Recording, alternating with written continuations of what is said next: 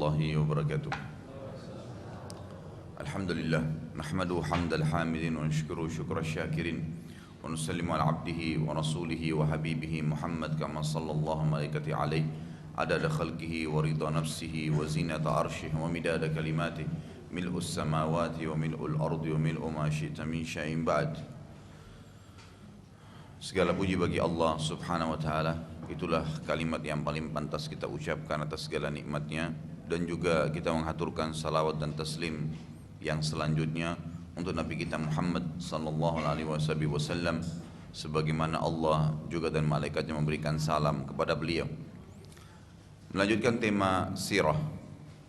Dan yang terakhir kita sempat menjelaskan tentang masalah terbunuhnya Umayyah ibn Khalaf di tangan Bilal radhiyallahu anhu, yang dulunya Bilal adalah budak dia di Mekah, dan Umayyah bin Khalaf inilah yang telah menyiksa Bilal, yang meletakkan batu di dadanya pada saat di Mekah, dan akhirnya dibeli oleh Abu Bakar radhiyallahu anhu dan dibebasin dari keterbudakannya.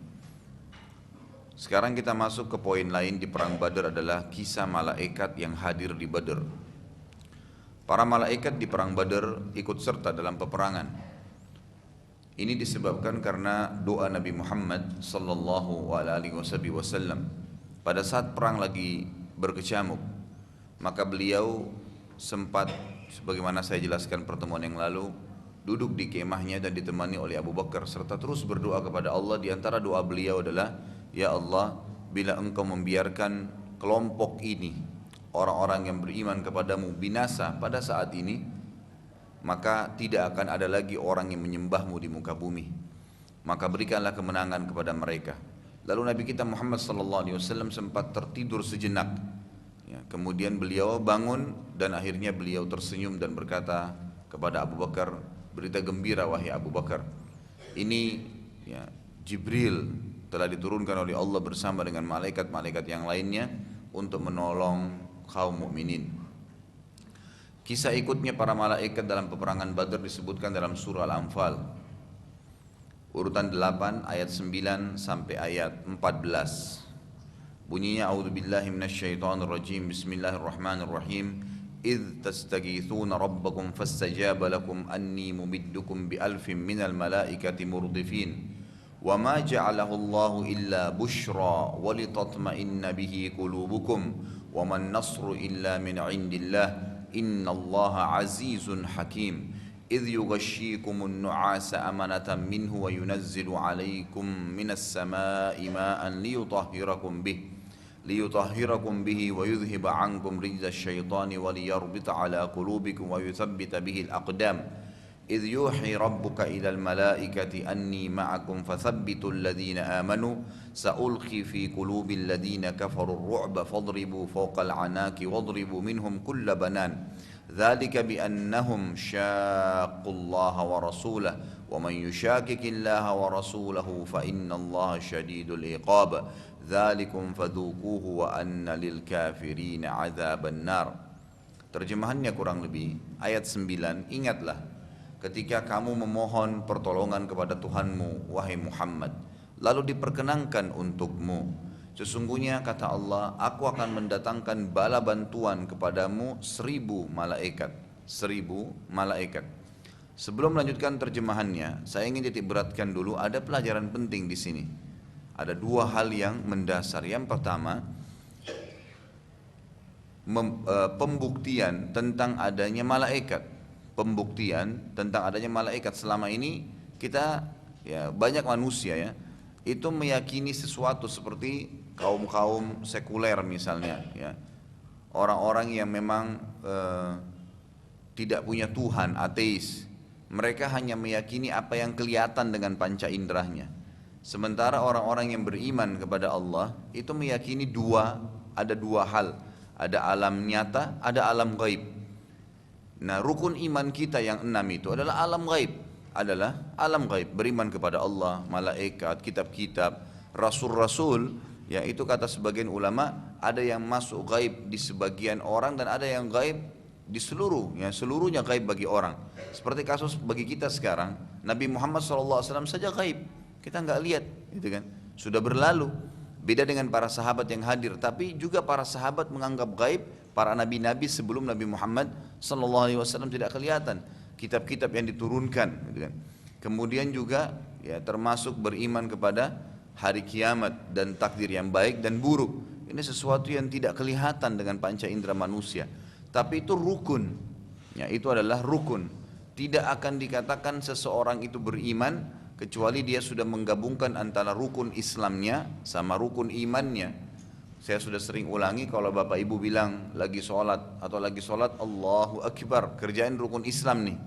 Atau lagi zakat, atau lagi puasa Ramadan, atau lagi haji dan umrah misalnya. Tapi Allah ada nggak ya? Malaikat catat nggak ya? Saya terima nggak pahalanya nih hari kiamat, gitu kan? Atau kita lagi sakit, ini benar nggak ya Allah takdirin? Maka ini masih muslim, belum mukmin. Jadi orang kalau menggabungkan antara rukun Islam sama rukun iman, itu baru dikatakan mukmin. Dan ini kesempurnaan dari iman seseorang, ya. Dia harus menggabungkan antara rukun Islam dan rukun imannya. Salah satu rukun iman adalah kepada iman setelah Allah, yakin Allah sebagai pencipta langit dan bumi dan apapun yang kelihatan tidak kelihatan. Kemudian datang setelahnya yang kedua, beriman kepada malaikat. Malaikat ini siapa? Makhluk Allah yang diciptakan oleh Allah SWT dari cahaya. Sebagaimana dalam hadis Bukhari dijelaskan, Allah menciptakan malaikat, kata Nabi SAW, dari cahaya. Lalu Allah menciptakan jin dari api dan menciptakan manusia dari tanah liat yang berwarna hitam.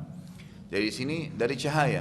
Hanya saja malaikat ini tidak melalui proses biologis seperti manusia dan jin.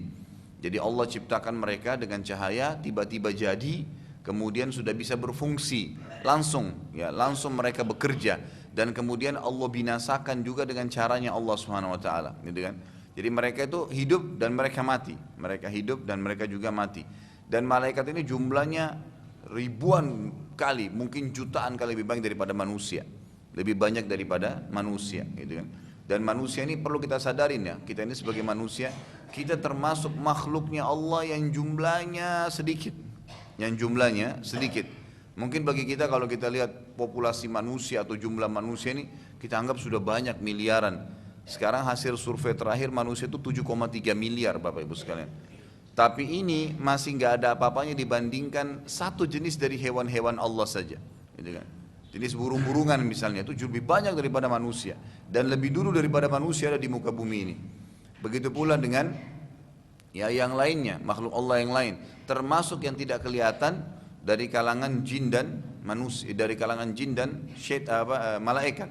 Tapi kita titik beratkan sekarang di kalangan malaikat. Jumlah mereka sangat banyak. Malaikat saya sudah pernah jelaskan, ada namanya ismul fard, ada ismul jins.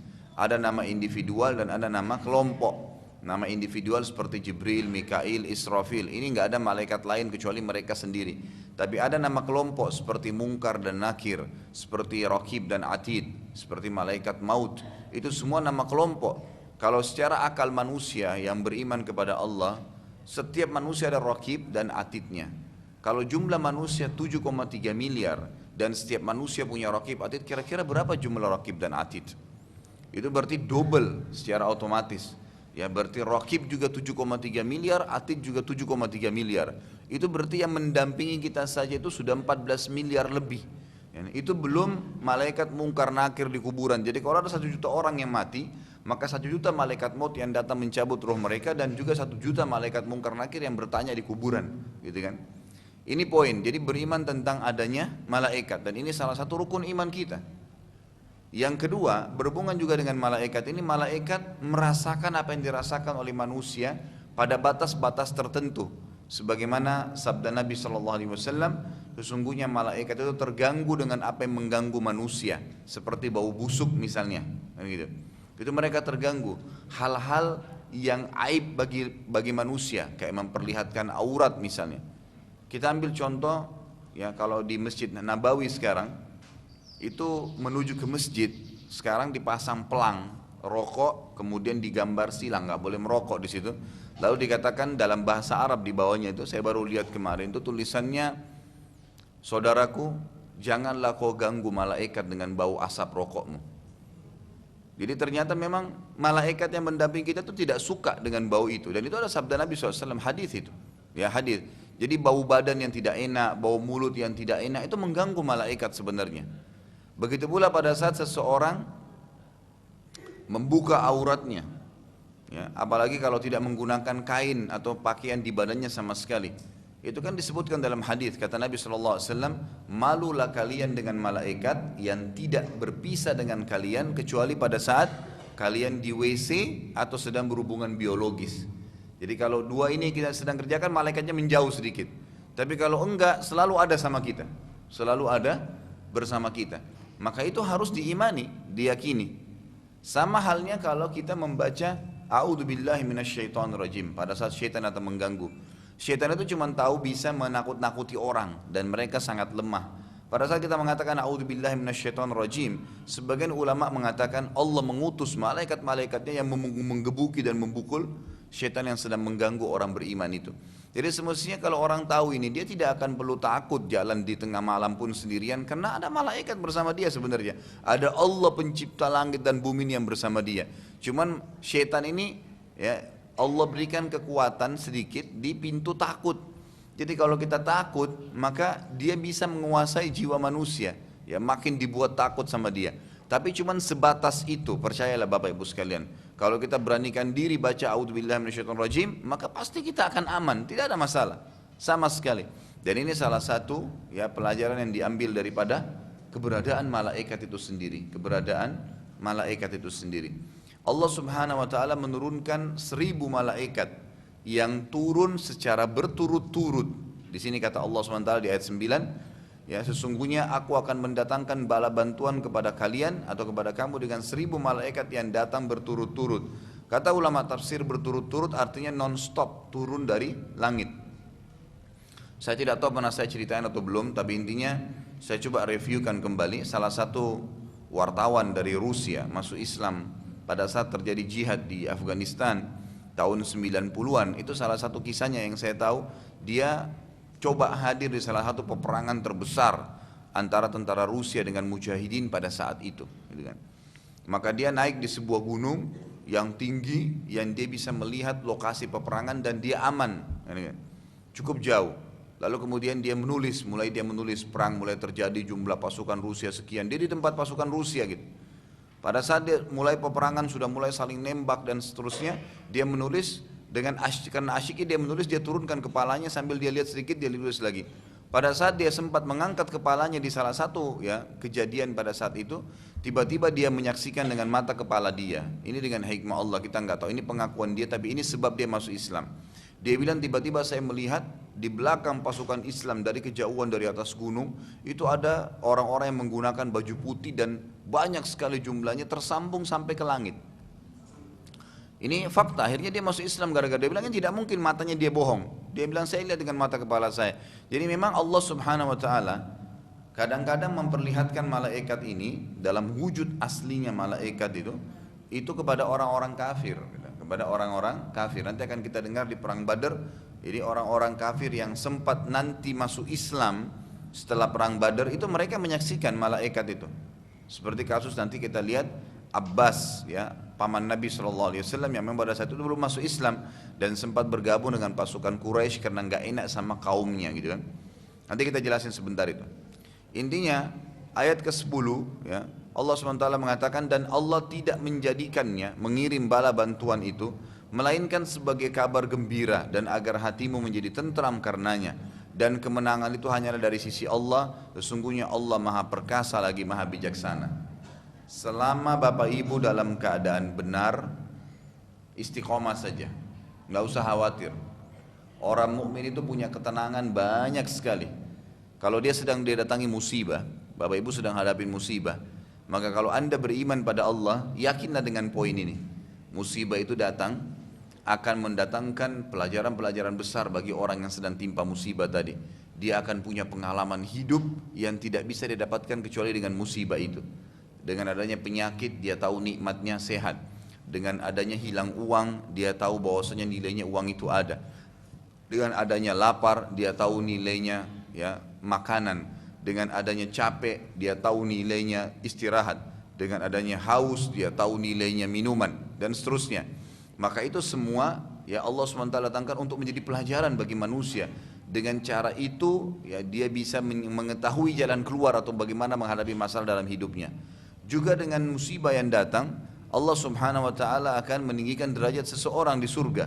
Ya, sebagaimana sabda Nabi SAW dalam hadis sahih, Allah Subhanahu wa taala berfirman pada para malaikatnya, kalau seandainya Allah ingin menyampaikan seorang hamba yang dia sayangin kepada derajat tertentu di surga, dia mengatakan karena Allah tahu hambanya tidak bisa mampu menjangkau itu dengan ya amal solehnya dan umurnya tidak cukup untuk sampai di situ. Allah mengatakan pada para malaikat, tuangkan kepada orang ini cobaan-cobaan. Belum selesai satu datang, belum selesai satu datang. Tapi orang beriman tidak ada masalah bagi dia, karena dia tahu itu pelajaran untuk lebih punya pengalaman hidup, gitu kan. Kemudian juga ini adalah peninggian derajat untuk dia pengampunan dosa-dosanya, sebagaimana sabda Nabi SAW dalam pengampunan dosa, nggak ada yang menimpa seorang muslim dari capek, letih, gangguan orang, bahkan duri yang menusuk tubuhnya kecuali jadi pengampunan dosanya. Dan yang luar biasanya, semua musibah yang datang pasti ada ujungnya. Fa inna ma'al usri yusra, janji pasti dari Allah, harus yakin setiap cobaan akan ada ujungnya. Kata Umar radhiyallahu anhu, bedanya antara orang beriman dengan tidak beriman dalam masalah musibah, kalau musibah datang kepada orang beriman, dia tahu ini cobaan dan dia hanya akan bisa dapatkan pahala sabar dengan cobaan ini. Dia dapat pelajaran dari situ dan pada saat itu dia akan bisa bersabar, dia terima takdir Allah, kemudian dia nikmatin prosesnya. Udah dinikmatin sampai selesai dan dia sangat yakin akan ada ujung daripada cobaan itu. Pasti nggak mungkin tidak. Itu keyakinan seorang mukmin. Maka dia akan tenang melalui proses itu. Beda dengan orang tidak beriman, kalau musibah sedang datang pada dia, dia tidak dapat pahala karena mengeluh dan tidak ada pahala sabar karena dia mengeluh, dia tidak bisa menerima masalah itu. Kemudian dia juga melalui proses itu mau tidak mau, sebab semua cobaan kalau sudah datang, Bapak Ibu lagi sakit, flu misalnya, memang takdirnya Allah tentukan seminggu. Kita mau minum obat apapun, tetap aja tidak akan sembuh kecuali sudah tiba saatnya nanti akan sembuh. Jadi yang sudah ada di situ penentuan dari Allah SWT. Kalau Allah mau kita sembuh sudah dekat waktunya, Allah mudahin kita dapat obat atau resep obat atau mungkin bisa konsultasi dokter dengan yang cocok, akhirnya kita bisa sembuh dan seterusnya. Seperti itu kurang lebih gambarannya. Maka dia mengeluh atau tidak mengeluh pun, orang-orang yang tidak beriman ini tetap dia harus melalui proses cobaan itu. Beda dengan orang beriman tadi, dia tahu ada prosesnya maka dia bisa melaluinya. Seperti itu gambarannya. Jadi Allah Subhanahu wa taala sebenarnya menguji hambanya itu dengan memberikan gambaran atau memberikan pelajaran pada dia, meninggikan derajatnya, mengampuni dosanya dan memastikan akan ada jalan keluar. Fa inna ma'al usri yusra. Ya. Kemudian dikatakan di ayat ketiga, ingatlah ketika Allah menjadikan kalian mengantuk semuanya sebagai suatu penentraman darinya. Saya pernah jelaskan ini pertemuan yang lalu ya. Jadi pada saat sahabat tidur di malam perang Badar, besok mau perang Badar, mereka sempat ya turun hujan yang lembut, gerimis gitu kan. Yang karena lembutnya air hujan turun itu akhirnya membuat tanah-tanah di sekitar mereka basah, ya, tapi basahnya tidak becek, kemudian membuat mereka mengantuk. Kata Allah, dan ingatlah ketika Allah menjadikan kalian semua mengantuk sebagai suatu penentraman darinya. Ini juga pelajaran, berarti orang kalau ngantuk itu sebuah nikmat sebenarnya, ya, sebuah nikmat. Karena dia ngantuk itu sama dengan kalau orang lapar. Kalau kita lapar, tandanya berarti kita butuh makan, tubuh kita butuh. Ngantuk itu berarti kita butuh istirahat, kan gitu. Otomatis. Berarti itu rahmat dari Allah untuk menenteramkan jiwa seseorang. Dan subhanallah, setakut apapun seseorang itu, pada saat dia mengantuk, itu hilang takutnya. Pada saat dia mengantuk, hilang takutnya. Allah SWT menurunkan ngantuk di sini untuk para sahabat di perang Badar untuk penentraman ya dari Allah, dan Allah menurunkan kepada kalian hujan dari langit untuk mensucikan kalian dengan hujan itu dan menghilangkan dari kalian gangguan-gangguan syaitan dan untuk menguatkan hati kalian dan memperteguh dengannya telapak kaki kalian. Artinya di sini banyak sekali pelajaran dari hujan. Allah buat mereka ngantuk. Lalu dengan hujan itu Allah sengaja membersihkan dosa-dosa mereka. Sebagaimana dalam doa iftitah kan, ya, waghsilni bil ma'i wath thalji wal barad, ya, dan bersihkanlah saya dari dosa-dosa saya dengan air, ya, dengan air dingin, dengan salju. Itu termasuk berarti dengan turunnya hujan yang Allah turunkan ini bisa membersihkan dosa-dosanya atau dosa mereka. Kemudian Allah juga memberikan ketentraman di dalam hati mereka dan menghilangkan dari mereka gangguan-gangguan syaitan. Sebagian ulama mengatakan kalau hujan sedang turun, itu syaitan-syaitan tidak leluasa menggoda, sebagaimana leluasa kalau hujan tidak turun. Umumnya orang kalau hujan lagi turun itu tidak berpikir bermaksiat, ya. Akan banyak tertutup jalan-jalan dia, susah untuk keluar, gitu kan. Mereka mau lebih senang dalam rumah. Kadang-kadang kalau suara guntur atau petir, ada petir, mereka ketakutan.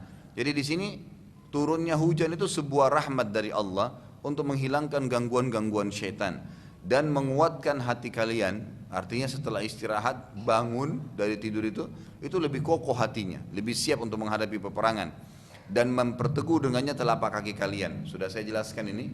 Jadi pada saat itu pasukan Nabi SAW ada di Udwatil Dunya, lebih dekat dengan Madinah, dan orang-orang kafir di Udwatil Quswa.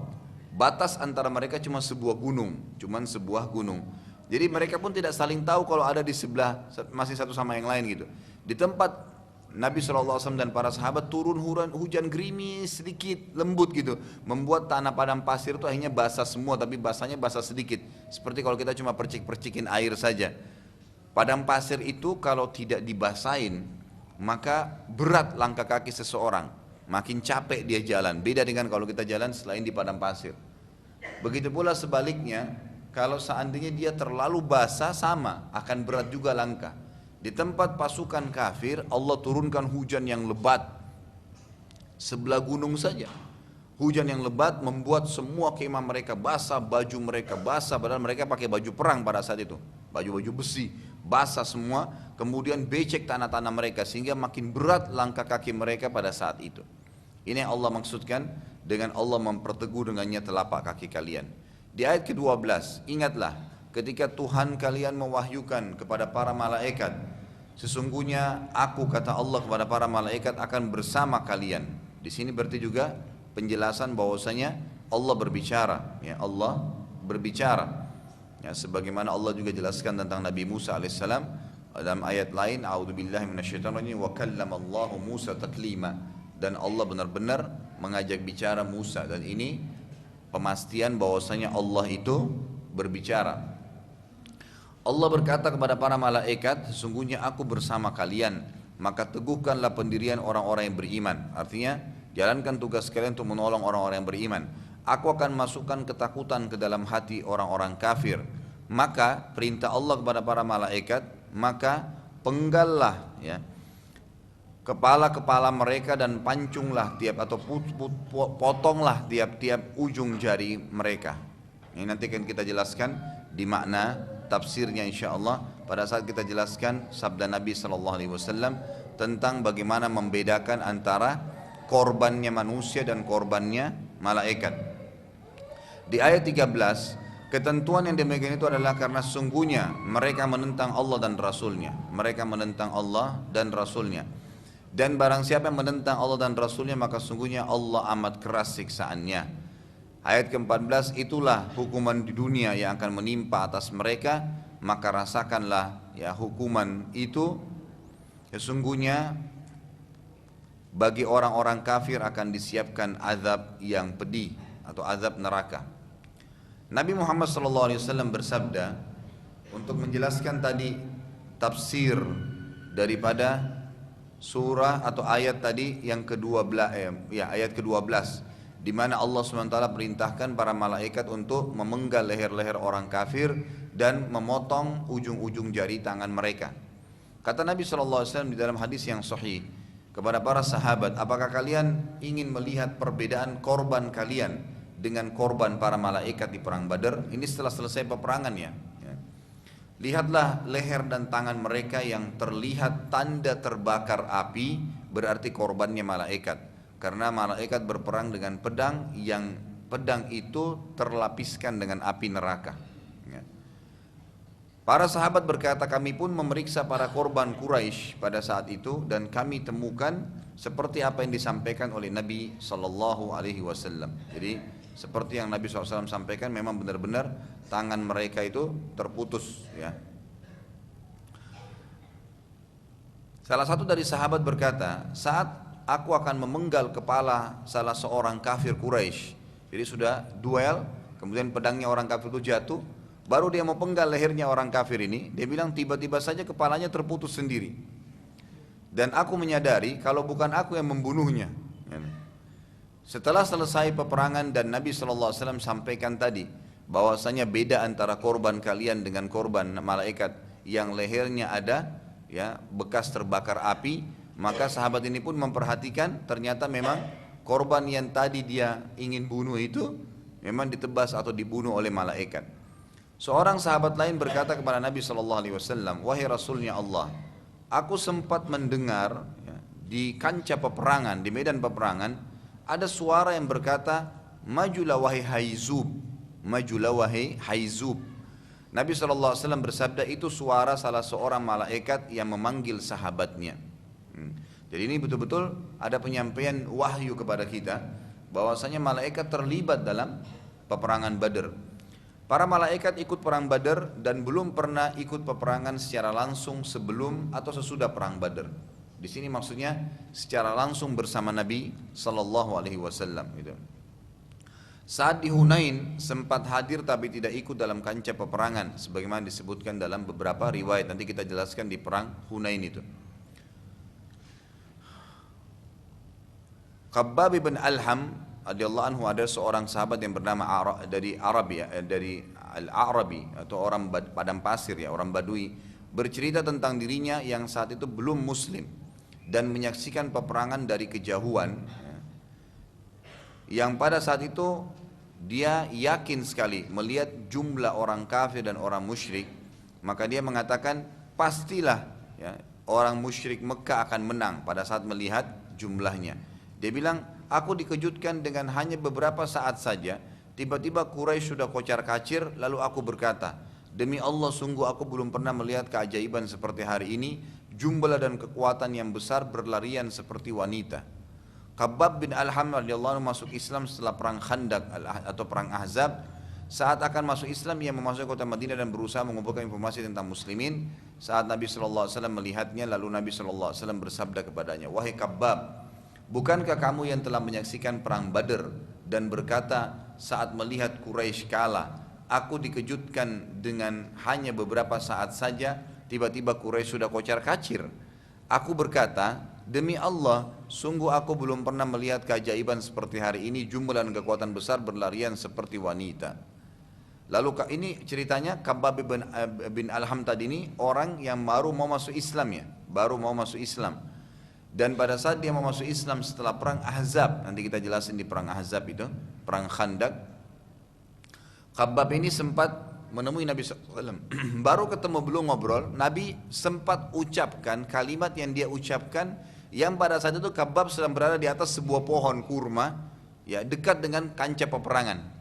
Dia sempat menyaksikan peperangan itu. Dia lihat dari pohon tersebut karena cukup tinggi, dan dia lihat pasukan Quraisy yang banyak jumlahnya, pasukan muslimin yang sedikit karena 1000 banding 313 orang, 314 dengan Nabi SAW. Maka dia bilang, pastilah pasukan ini yang benar, menang, jelas pakai kuda, senjatanya lebih rapi dan segalanya. Dia bilang baru beberapa saat saja saya menyaksikan peperangan, tiba-tiba sudah kocar-kacir lari semua orang Quraisy. Dan dia mengucapkan kalimat tadi itu, demi Allah sungguh aku belum pernah melihat keajaiban seperti hari ini. Maksudnya dia heran zaman dulu tuh kalau peperangan, karena senjatanya ya pedang, manual sekali gitu kan. Maka lama peperangan itu, lama, satu orang bunuh satu orang yang lain itu butuh waktu. Ya apalagi kalau membunuh sekian ratus atau ribu orang itu nggak mudah, nggak ada senjata pemusnah kayak sekarang bisa dengan bom mati sekian banyak orang dalam hitungan detik, itu nggak ada. Maka tidak ada peperangan selesai cepat pada saat itu. Minimal peperangan itu bisa terjadi sampai 3 hari, 2 hari baru selesai peperangan itu. Itu pun kalau memang mereka memangkas peperangan itu ya. Kalau tidak bisa seminggu peperangan itu terjadi, bisa sebulan, sebagaimana nanti akan dalam atau kita belajar dalam peperangan Nabi SAW setelahnya. Pada saat bertemu dengan Nabi mengatakan, wahai Khabbab, bukankah kamu pada saat perang Badar terjadi berkecamuk dan kamu lihat pasukan Quraisy dan melihat pasukan muslimin, kamu sempat berkata di atas pohon kurma yang kamu ada, aku dikejutkan dengan beberapa saat saja tiba-tiba Quraisy sudah kocar-kacir. Dia ucapkan dalam dirinya sendiri, tidak ada orang lain yang tahu. Lalu aku berkata, kata Khabbab di dirinya pada saat itu, demi Allah sungguh aku belum pernah melihat keajaiban seperti hari ini, jumlah dan kekuatan lebih besar berlari seperti wanita. Khabbab kaget, ya, karena antara perang Badar sama perang Khandak ini bisa 5-6 tahun jaraknya. Dan pada saat itu dia sendirian mengucapkan di atas pohon, dan tidak pernah dia ceritakan ke orang kalimat yang sama itu. Maka dia kaget waktu Nabi SAW ucapkan seperti kalimat dia, langsung dia bilang, ya, asyhadu an la ilaha illallah wa annaka rasulullah. Saya bersaksi, ya, tidak ada Tuhan yang berhak disembah kecuali Allah, dan engkau benar-benar utusannya. Demi Allah, kata Khabbab, aku belum pernah menceritakannya pada siapapun semenjak kejadian tersebut sampai hari ini. Dan anda bisa mengetahui apa yang telah aku ceritakan pada diriku beberapa tahun yang lalu, maka pasti anda adalah utusan Allah. Gak mungkin itu dikarang-karang. Kemudian salah satu yang tertawan dari kaum musyrikin Mekah adalah paman Nabi SAW yang bernama Abbas ibn Abdul Muttalib radhiyallahu anhu, nanti akan masuk Islam tentunya. Dan yang menawannya ini adalah Abdullah ibn Mas'ud. Perlu kita tahu, Abbas ini orangnya tinggi besar. Abbas radhiyallahu anhu orangnya tinggi besar. Jadi betul-betul postur tubuh yang besar sekali, ya, bukan yang standar, ya. Sebagaimana sebagian ahli sejarah mengatakan antara Umar bin Khattab dengan Abbas ini ada kesamaan. Tapi Abbas tidak disebutkan tentang cirinya, cuma Umar bin Khattab kan disebutkan cirinya dalam beberapa buku sejarah, bahwasanya Umar bin Khattab kalau duduk di atas kuda kakinya sampai ke tanah, gitu kan. Jadi kalau kita sekarang ini setinggi-tingginya kita anggaplah 2 meter tingginya. Kalau kita duduk di atas kuda kaki kita paling tinggi sampai di perutnya kan? Ya, ada nggak di sini yang kakinya bisa sampai ke tanah? Paling tinggi 2 meter pun tinggi seseorang, ya, penunggang-penunggang kuda kita sekarang di dunia ini yang tinggi-tinggi kekar itu 2 meter tingginya, 190, 2 meter, itu paling tinggi kakinya sampai di perut kuda. Ini bayangin kalau di atas kuda kakinya sampai di tanah itu. Seperti apa tingginya gitu kan. Nah, di sini sebagian ahli sejarah mengatakan Abbas ini sisi poster tubuh. Jadi Abbas, Khalid bin Walid dan Umar bin Khattab, ini 3 orang yang terkenal dengan poster tubuh yang besar sekali. Jadi bukan besar biasa, ya, memang di atas normal gitu, orangnya besar sekali. Maka yang terjadi pada saat perang Badar, yang menawan Abbas ini Abdullah bin Mas'ud. Abdullah bin Mas'ud ini sahabat Nabi yang terkenal kurus sekali, kecil sekali orangnya, gitu kan. Sampai-sampai pernah disebutkan waktu Nabi SAW hijrah ke Madinah, pernah kita jelaskan ini. Kemudian di awal-awal hijrah itu sempat Abdullah bin Mas'ud naik di sebuah pohon kurma, terus tertiup angin. Bajunya itu tersingkap, betisnya kelihatan, kecil betisnya, gitu kan, kurus sekali. Saking kecilnya betisnya, jadi bukan kecil yang biasa, ya, memang kecil sekali, kering gitu, kurus sekali. Sampai-sampai para sahabat tertawa, menertawakan betisnya. Maka Nabi SAW mengatakan, apakah kalian tertawa dengan betisnya Ibnu Mas'ud? Demi zat yang aku di tangannya, maksudnya demi Allah, betisnya Ibnu Mas'ud ini di timbangan hari kiamat lebih berat daripada Uhud. Lebih berat daripada gunung. Jadi betisnya aja sudah berat sekali. Baik, inti bahasan adalah pada saat Abbas ini tertawan, yang menawan itu Abdullah bin Mas'ud. Dan Abdullah bin Mas'ud ini memegang tangannya Abbas. Bayangin orang kecil memegang orang yang besar sekali, gitu kan. Jadi secara pandangan itu nggak normal. Dan Abbas ini teriak-teriak kesakitan. Abbas ini teriak kesakitan. Maka saat Abdullah bin Mas'ud memegang tangan Abbas, Abbas berteriak kesakitan dan para sahabat sangat kaget. Bagaimana bisa Ibnu Mas'ud menyakiti Abbas yang jauh lebih besar poster tubuhnya? Para sahabat ridwanullah alaihim mendatangi Ibnu Mas'ud dan bertanya padanya, bagaimana bisa engkau menawan dan mengalahkannya? Ibnu Mas'ud berkata, demi Allah, aku hanya memegang tangannya biasa saja dan ia langsung menyerah dan kesakitan, gitu kan? Para sahabat bertanya pada Abbas, terbalik, dibalik tanya sekarang tanya Abbas, bagaimana bisa engkau menyerah pada Ibnu Mas'ud yang sangat kecil begini? Setelah masuk Islam, ya. Abbas maksudnya bagaimana bisa kau waktu perang Badar mengalah dan merasa kesakitan dipegang oleh ini Abdullah bin Mas'ud yang sangat kecil. Kata Abbas, demi Allah, saat dia memegang tanganku, aku benar-benar merasa sakit dan seakan-akan tanganku akan patah, gitu kan. Di sini ada juga riwayat lain yang menjelaskan, ya, Abbas berkata, aku melihat seseorang yang badannya lebih besar daripada aku berlipat ganda, yang memegang tanganku sehingga aku kesakitan. Jadi di sini kesaksian Abbas melihat malaikat, yang melihat malaikat. Tapi waktu itu memang belum masuk Islam. Umumnya memang yang melihat keajaiban seperti ini Allah perlihatkan ayatnya orang-orang yang belum beriman. Kita juga perlu ambil pelajaran di sini, kata ulama adalah para malaikat bukan hanya sekedar ikut pada saat itu di perang Badar untuk membunuh orang-orang kafir, tapi juga ikut menawan mereka. Tapi para sahabat tidak melihatnya. Jadi pada saat Abbas kesakitan tadi, itu sebenarnya Abbas melihat sosok yang lebih besar daripada dia, gitu kan, yang memegang dia dan dia kesakitan. Tapi manusia yang lain, sahabat melihat kayak Abdullah bin Mas'ud yang megang, gitu kan, kesannya begitu. Kemudian poin yang lain adalah keadaan korban perang Badar dari kaum musyrikin. Ini juga sebuah pelajaran besar ya. Jadi kalau satu waktu berkecamuk pun jihad di jalan Allah yang benar sesuai dengan fatwa para ulama, gitu kan, tidak ada syubhat di dalamnya, maka kita harus yakin setiap masuk di kancah peperangan dan niatnya untuk meninggalkan kalimat Allah pasti akan menang dengan izin Allah. Pasti akan menang dengan izin Allah. Kasus nanti kita akan pelajari di perang Uhud. Semestinya kemenangan ada di tangan muslimin. Tapi karena ada beberapa orang sahabat yang sengaja tidak mengikuti titah Nabi SAW, maka terjadi kekalahan setelahnya. Tapi setelah itu pun Nabi SAW membentuk perang baru yang akhirnya memenangkan kaum muslimin.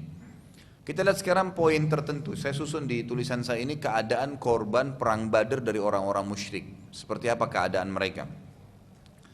Nabi SAW memerintahkan sahabat agar mengumpulkan jenazah para orang-orang kafir Quraisy dan dimasukkan ke dalam sebuah sumur yang kering.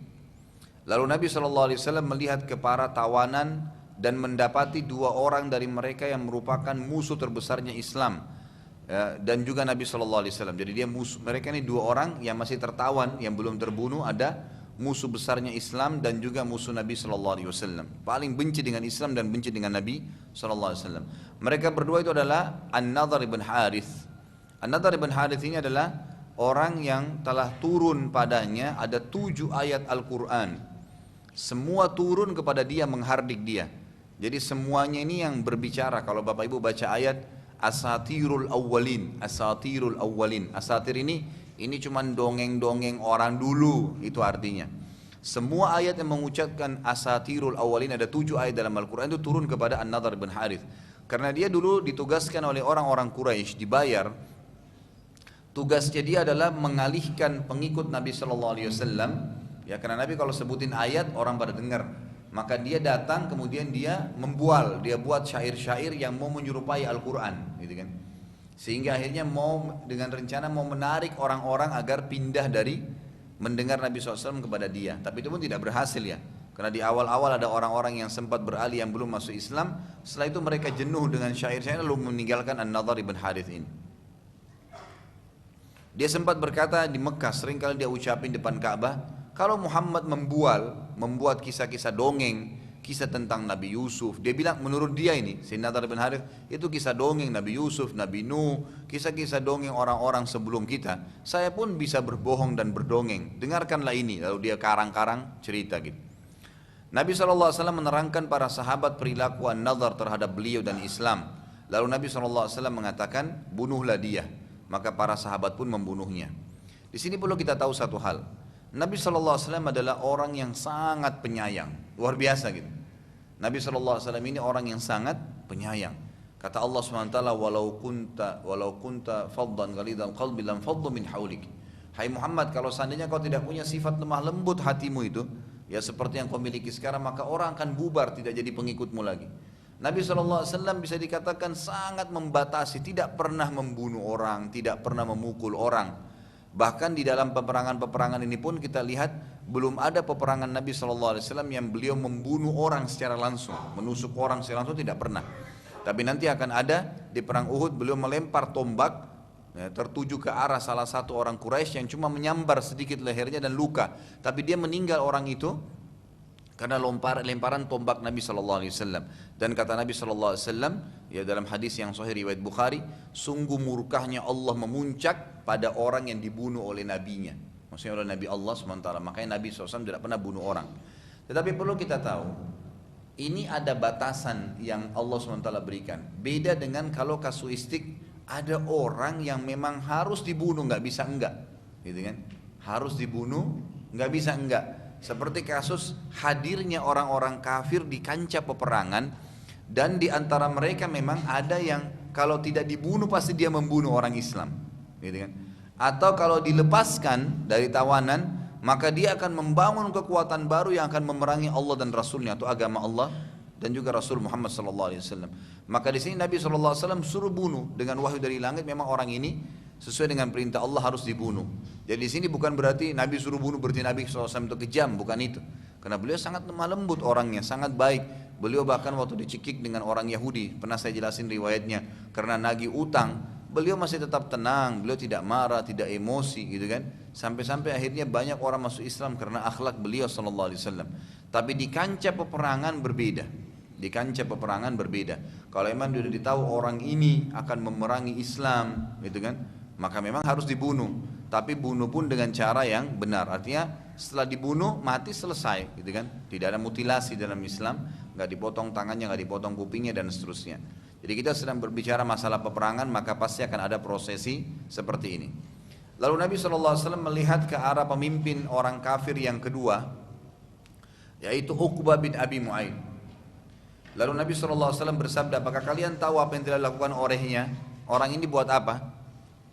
Ialah yang telah menumpahkan di atas tubuh dan kepalaku kotoran unta pada saat sedang sujud di depan Ka'bah. Jadi satu hari Nabi SAW lagi sujud, ini Uqbah ini datang kemudian membawa kotoran unta banyak sekali di sebuah tempat dan bau luar biasa. Lalu Nabi SAW lagi sujud nih, bayangkan kalau orang lagi duduk mungkin masih lebih ringan. Sujud menghadap kepada Allah Azza wa Jal, itu disiramin kotoran unta tadi. Dan Nabi SAW tidak membantah, tidak melawan, tetap sujud, selesaikan sholatnya lalu pergi. Nabi SAW tidak bantah. Tapi Nabi SAW memang sempat mengancam bahwasanya akan datang hukuman sesuai dengan perbuatan. Ia juga pernah suatu hari saat aku sedang sujud depan Ka'bah meletakkan telapak kakinya di atas leherku sampai aku merasa akan mati. Jadi di awal-awal Islam sempat Uqbah datang dengan kesombongannya karena dia tahu Nabi SAW tidak punya kekuatan pada saat itu dan dia akan ditolong oleh orang-orang Quraisy kalau berkelahi dengan Nabi misalnya. Maka Nabi lagi sujud nih, diinjakkan kakinya ke telapak leher Nabi SAW yang mulia ya. Dan akhirnya sampai Nabi mengatakan seakan-akan saya mau mati karena orang lagi sujud diinjak dari belakang, ya kan, diinjak dengan keras lehernya. Mendengar pernyataan Nabi SAW tadi, maka Al-Haim bin Thabit radhiyallahu anhu segera bangkit lalu membunuh Uqbah bin Abi Mu'aid.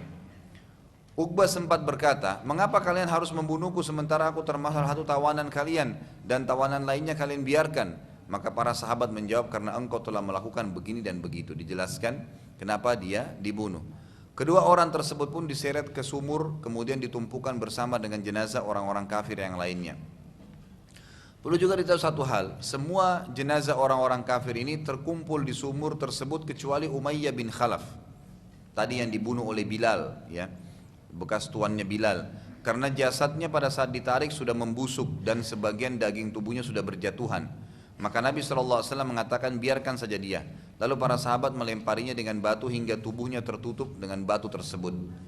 Setelah itu Nabi SAW lalu menuju ke sumur dan bersabda, ya, menuju ke sumur tadi yang bertumpuk orang-orang kafir itu, wahai Abu Jahal ibn Hisham, wahai Utbah bin Rabi'ah, wahai Syaibah bin Rabi'ah, wahai Walid bin Utbah. Ini korban-korban orang kafir ya. Abu Jahal yang sudah mati, kita sudah ceritain bagaimana proses ya pada saat dia diserang oleh dua anak muda Quraisy, orang muda Ansar. Nanti kan kita jelaskan prosesi kematiannya masih ada insyaallah. Kemudian Utbah bin Rabi'ah, Syaibah bin Rabi'ah dan Walid bin Utbah ini adalah ayah, paman dan saudara kandungnya Hindun. Hindun ini istri daripada Abu Sufyan. Dan nanti dengan matinya tiga orang ini yang menyebabkan Hindun membayar budak laki-laki yang akan membunuh Hamzah di perang Uhud sebagaimana nanti kita jelaskan.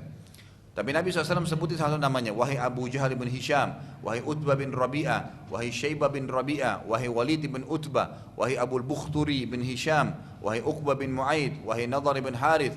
Lalu Nabi SAW sebutkan satu persatu nama mereka, gitu kan? Lalu beliau bersabda, apakah kalian benar-benar telah menemukan apa yang telah dijanjikan oleh Tuhan kalian? Sungguh kata Nabi, aku telah menemukan apa yang Tuhanku janjikan. Artinya Allah berikan kemenangan. Umar bin Khattab berkata, wahai Rasulullah, bagaimana bisa anda mengajak ngobrol mereka sementara mereka telah mati dan membusuk? Kata Nabi SAW menjawab, demi Allah wahai Umar, Sungguh mereka lebih jelas mendengarkanku daripada engkau sekarang mendengarkan aku berbicara. Tapi mereka tidak bisa menjawab. Maksudnya ruhnya mereka Allah sengaja memperdengarkan ya perkataan Nabi SAW sebagai bentuk mukjizat dan penghinaan terhadap orang-orang kafir tadi. Yang selama ini kalian perangin Allah dan Rasulnya, ini sekarang. Kata Nabi SAW, lihatlah buktinya. Siapa yang benar dan siapa yang salah. Di sini saya katakan ada sebuah poin juga. Renungilah bahwa sekali pertempuran saja maka hampir seluruh pimpinan orang-orang kafir yang tadinya menyakiti Nabi SAW di Mekah dengan izin Allah Subhanahu Wa Taala mati semua, ya mati. Jadi pimpinan-pimpinan yang utamanya semua meninggal pada saat itu, ya semua meninggal. Tinggal ada dua nanti yang tertinggal, ada Abu Sufyan yang sempat kembali ke Mekah dan yang sempat selamat dengan kafilah. Ya sebagian ahli sejarah mengatakan kalau Abu Sufyan ikut pun di perang Badar mungkin pada saat itu akan terbunuh. Tapi memang di sini dengan izin Allah dia bisa selamat dan ada Abu Lahab paman Nabi. Tapi Abu Lahab pun akan kita lihat nanti pada saat mereka pulang ke Mekah sisa pasukan Quraisy ini Abu Lahab pun akan mati dengan penyakit yang mengenaskan sekali sampai anak-anaknya pun tidak ada yang mau urus jenazahnya. Nabi SAW lalu mengirim berita ke kota Madinah tentang kemenangan mereka. Sementara di Mekah orang-orang yang pertama mendapatkan berita kekalahan Quraisy adalah seseorang yang bernama Haisuman bin Abdullah Al-Khuzai, yang pada saat ia masuk kota Mekah maka masyarakat Mekah bertanya tentang berita peperangan di Badar, yang pada saat itu mereka sama sekali tidak berpikir kalau Quraisy akan dikalahkan, apalagi mayoritas pimpinan mereka akan mati. Maka ia menjawab, telah terbunuh Abu Hakam.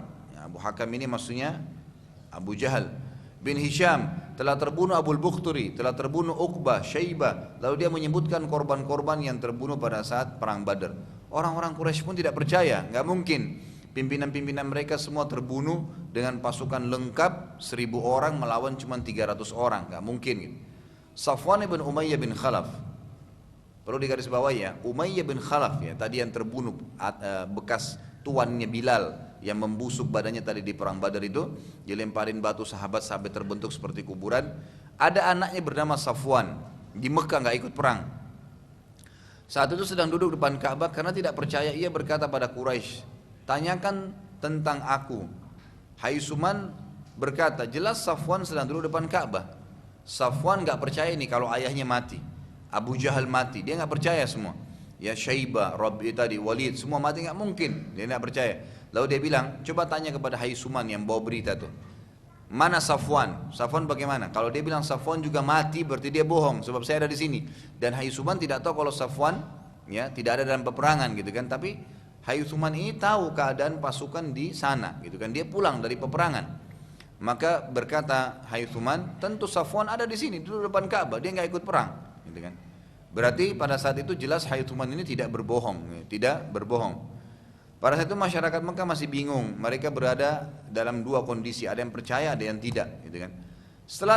Setelah sisa pasukan yang terkalahkan dari Mekah balik dalam kondisi banyak di antara mereka yang terluka dan semuanya sepakat menyampaikan kekalahan, barulah seluruh masyarakat Mekah percaya bahwasanya kekalahan telah menimpa mereka. Kita masuk ke poin yang lain, substansial yang lain adalah kasus Abu Sufyan dan Abu Lahab. Setelah perang Badar, maka yang tertua di Mekah tertinggal Abu Sufyan dan Abu Lahab. Sisa penduduk Mekah masih muda, semuanya juniornya mereka lah ya. Ini sudah senior. Levelnya Abu Lahab sama Abu Sufyan ini kayak Abu Jahal, Rabi'ah tadi, Umayyah, semua sudah mati, nggak ada lagi gitu kan. Saat itu Abu Sufyan mengambil alih kepemimpinan Mekah dan berkata dengan suara keras pada masyarakat Mekah, jangan ada yang bersedih dan menangis serta berduka, juga jangan ada yang menebus tawanan sampai atau sehingga kaum muslimin merasa senang dan tamak terhadap kita. Abu Lahab waktu itu sedang duduk ya di sekitar Ka'bah, tepatnya di majelis atau di rumah Abbas bin Abdul Muttalib yang pada saat itu sedang menjadi tawanan kaum muslimin bersama istrinya Abbas yang bernama Ummu Fadl, dengan harapan Ummu Fadl memiliki informasi lebih akurat karena dia dari suku Abdul Muttalib. Di sekitar majelis tersebut terdapat seseorang yang sedang menjelaskan kejadian perang Badar pada mereka berdua dengan gamblang. Abu Lahab sempat bertanya, lalu siapa dari muslimin yang paling menyusahkan kalian di kancah peperangan? Orang itu berkata, seseorang yang meletakkan bulu merpati pada dadanya. Saat kami bertanya siapakah dia, orang-orang itu pun berkata ia adalah Hamzah bin Abdul Muttalib. Jadi ceritanya lagi orang-orang yang pulang dari peperangan yang kalah nih, pada ceritain, yang ini cerita sama keluarganya, cerita sama temannya, cerita sama ini. Termasuk diceritain adalah Abu Lahab tadi, ya, di majelis di depan Ka'bah. Orang tersebut lalu melanjutkan ceritanya bahwa telah datang pada kami orang-orang yang menggunakan pakaian putih yang sangat perkasa dan tidak seorang pun dari kami yang mampu melawan mereka. Saat itu terdapat seorang bekas, ya, bekas budaknya Abbas, ya, mantan budaknya Abbas atau Maula yang bernama Abu Rafi' telah masuk Islam, hanya saja dia menyembunyikan keislamannya. Yang tiba-tiba pada saat mendengar cerita tersebut bilang, oh itu malaikat yang turun. Jadi pada saat lagi berkecamuk cerita ini, tiba-tiba ada mantan bekas budaknya Abbas yang sudah masuk Islam sebelumnya tapi menyembunyikan Islamnya. Lalu dia mengatakan waktu diceritain tadi ada orang-orang baju putih datang di perang itu dan tidak ada seorang pun yang bisa mengalahkan kami. Dia bilang itu malaikat yang turun. Abu Lahab tiba-tiba marah dan berkata, kamu pun mendukung mereka. Dan Abu Lahab memukulinya dengan sangat keras. Jadi dipukul budak tadi itu dengan sangat keras. Ummu Fadl istrinya, ya, Abbas, ya, yang juga tuannya laki-laki yang budak ini yang sudah dibebasin, itu berusaha melepaskan Abu Rafi' dari pukulan Abu Lahab, karena Abu Lahab terus saja memukulinya sampai banyak keluar darah. Ummu Fadl lalu mengambil sepotong kayu dan memukuli kepala Abu Lahab dan akhirnya membuat kepalanya terluka. Jadi ini kisah tentang Abu Lahab nih. Bagaimana Abu Lahab pada saat itu marah dengan seorang budak Abbas yang seakan-akan mendukung kaum muslimin. Memang betul dia sudah Islam. Dan dia bilang itu malaikat yang turun pada saat diceritakan ada orang yang pakai baju putih dan sangat perkasa tidak terkalahkan. Waktu dia pukul-pukul budak ini sampai berdarah-darah, Ummu Fadl istrinya Abbas, ya, tentu nanti semua ini masuk Islam. Ini waktu itu mau membela budaknya ini, ya, mantan budaknya ini, dan dia tidak bisa karena perempuan, hanya diambil kayu dipukul kepalanya Abu Lahab sampai akhirnya terluka. Karena luka pada kepala Abu Lahab itu akhirnya dia jatuh sakit. Jadi dipukul sama Ummu Fadl, hanya luka, berdarah, dan dia jatuh sakit gara-gara pukulan tersebut. Ia bertambah parah karena beban pikiran yang sangat berat atas kekalahan orang-orang Quraisy di Badar. Pada akhirnya ia ditimpa penyakit yang membuat semua orang menjauh darinya karena di tubuhnya keluar penyakit kulit yang mengeluarkan bau yang busuk, gitu kan? Dan luka di kepala yang tadi membusuk, tidak ada orang yang mau mendekati dia. Ada dua riwayat yang menjelaskan. Yang pertama adalah 2 hari setelah kejadian tersebut, gitu kan? Ada riwayat lain mengatakan sepekan setelah pemukulan kepala Abu Lahab itu, dan setelah kasus Badar dan luka di kepalanya, Abu Lahab mati dalam kondisi sangat mengenaskan sampai tidak seorang pun mau mendekatinya dan memandikannya, termasuk anak-anaknya sendiri karena khawatir tertular penyakit Abu Lahab. Sebagian Quraisy lalu mengingatkan anak-anak Abu Lahab agar tidak meninggalkan jasad ayah mereka karena jasadnya sudah membengkak. Namun anak-anak Abu Jahal yang menjawab, ya, anak-anak Abu Lahab menjawab, ada kekeliruan tulisan. Anak-anak Abu Lahab lalu menjawab, kami khawatir terjangkit penyakit ayah kami. Yang akhirnya mereka menyiramkan air dari jarak jauh dan melemparkan bebatuan ke jasad ayah mereka di dalam rumahnya hingga akhirnya tertutup, dan begitulah proses matinya Abu Lahab. Jadi mati dalam kondisi yang sangat mengenaskan sampai anaknya pun tidak ada yang mau mengurus jenazahnya. Jadi itu kisah tentang Abu Sufyan yang mengambil alih kekuatan di Mekah dan kisah matinya Abu Lahab. Berarti kesimpulannya adalah tinggal satu orang yang hidup pada saat itu yang bisa memimpin Mekah, itulah Abu Sufyan. Tentu nanti di akhirnya di pembebasan kota Mekah dia akan masuk Islam. Kita masuk ke kisah lain, kisah Suhail bin Amr. Suhail bin Amr adalah salah satu tawanan Badr, ya, dari orang-orang Quraisy. Saat di zaman jahiliyah ia seorang khatib yang sangat mahir, artinya penceramah, ya, yang memiliki orasi yang luar biasa, dan seringkali memerangi Islam juga Nabi Muhammad SAW dengan khutbah-khutbahnya. Umar bin Khattab sempat melihat Suhail bin Amr, ya, berada dalam tawanan. Ia pun senang dan berkata pada Nabi SAW, wahai Rasulullah, di dalam tawanan ada Suhail bin Amr. Nabi SAW mengatakan, iya, aku sudah mendapatkan beritanya. Umar bin Khattab berkata, izinkan aku membunuhnya wahai Rasulullah. Rasulullah SAW bersabda, biarkan saja dia hidup. Umar bin Khattab, kalau begitu izinkan aku menjatuhkan semua giginya, ya, agar mulai hari ini dia tidak berkhutbah lagi memerangi anda. Nabi SAW bersabda pada Umar bin Khattab, biarkan ia wahai Umar. mungkin saja ia akan menjadi petunjuk kebaikan pada saat orang-orang membutuhkannya. Di sini Umar bin Khattab belum menangkap nih sinyal Nabi itu apa gitu kan. Ternyata ada wahyu yang menyampaikan. Jadi orang ini masuk Islam setelah itu.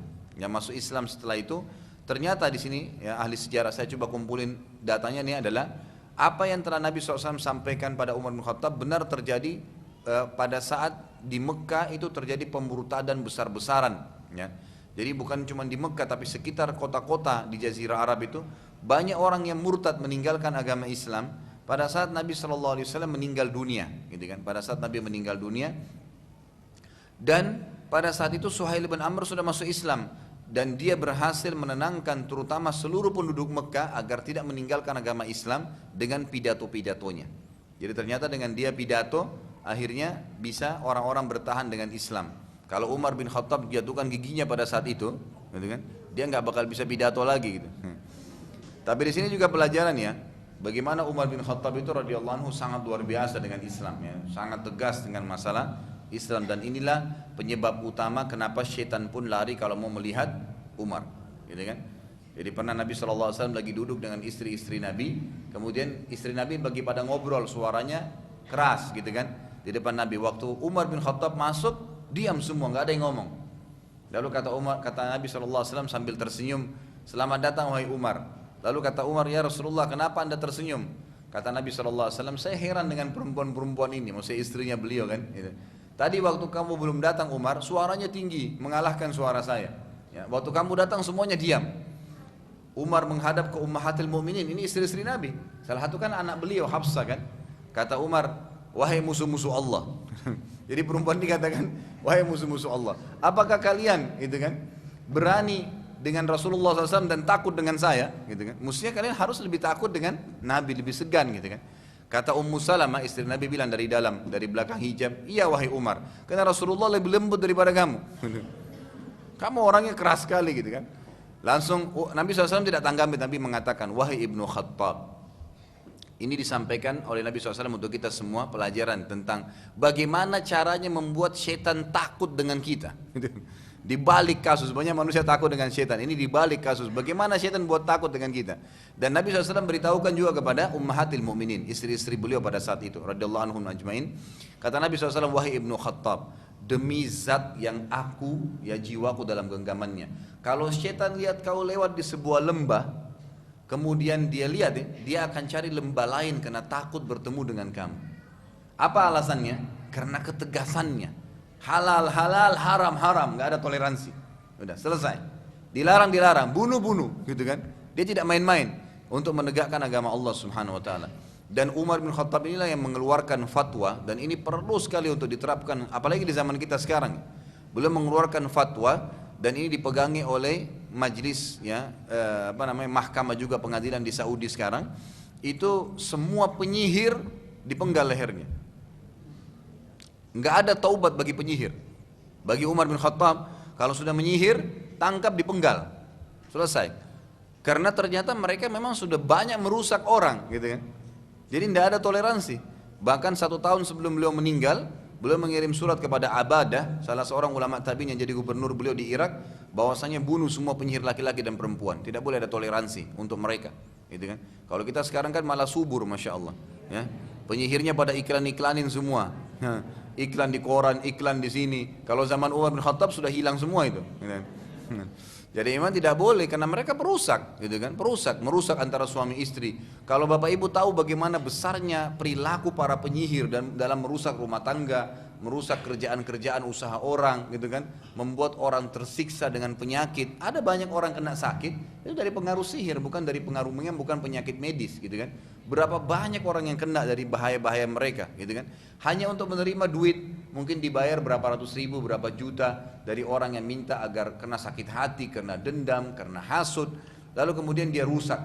Maka ini termasuk perilaku Umar radhiyallahu anhu, fatwa Umar yang luar biasa gitu. Beliau tegas sehingga memang tidak ada sama sekali lagi kerusakan yang terjadi. Nanti akan lebih jauh kita pelajari tentang pribadi beliau radhiyallahu anhu pada saat di zaman khilafahnya beliau. Kita masuk sekarang poin lain, berita kemenangan di Madinah. Nabi SAW lalu mengirim Abdullah bin Rawaha radhiyallahu anhu. Abdullah bin Rawaha salah seorang sahabat yang mulia ya. Nanti beliau mati syahid di perang Mu'tah. membawa berita kemenangan ke kota Madinah dan bersama dengan sahabat-sahabat yang lain. Jadi sebelum pasukan pulang ke Madinah, disampaikan dulu berita gembira. Dan di sini ulama mengatakan ini termasuk ya perilaku sunnah nabawiyah yang harus dijaga oleh kaum muslimin. Kalau ada berita gembira, misal ada kelahiran, ada berita gembira apa, itu disampaikan terlebih dahulu, diutus orang untuk menyampaikan berita gembira, barulah kemudian orang yang sedang mengalami kesenangan itu gembira ini datang gitu kan. Seperti itu sunnahnya. Nabi SAW mengutus Abdullah bin Rawah dan beberapa sahabat Nabi yang lain sebelum pasukan pulang itu menyampaikan berita gembira tentang menangnya kaum muslimin. Saat masuk di kota Madinah, keduanya lalu menggunakan cara yang aneh. Tiba-tiba keduanya berteriak-teriak, telah terbunuh Abu Jahal fasik. Ya, ini cara mereka menyampaikan ke Madinah.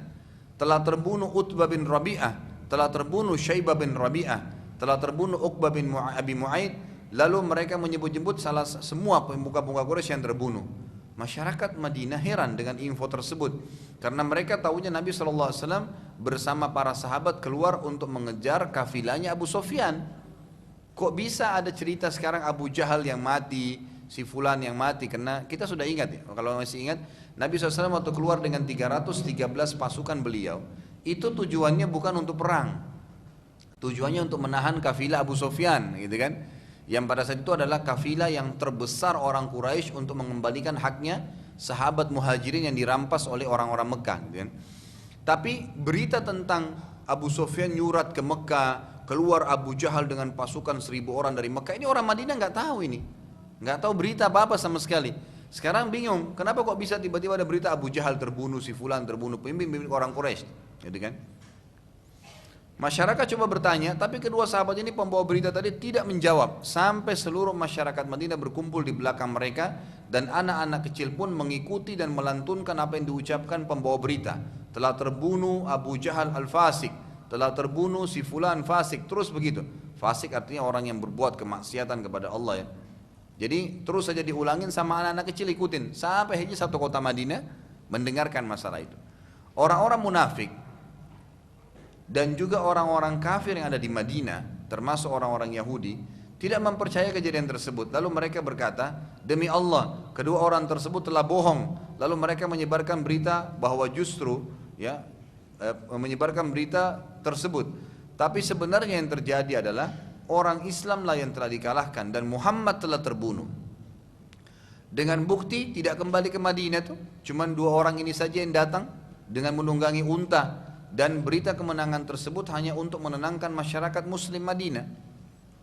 Salah satu orang munafik yang terus menyebarkan berita sampai bertemu dengan salah seorang sahabat yang baik ya, yang jujur sahabat ini, yang mengancamnya, kalau kau tidak berhenti untuk mengucapkan tadi perkataan bahwa saya Muhammad telah terbunuh, muslim dikalahkan di perang Badar, dan 2 orang ini hanya menyampaikan berita bohong saja, maka aku akan membunuhmu, gitu kan? Barulah orang munafik itu berhenti untuk mengucapkan, untuk menyebarkan berita tadi.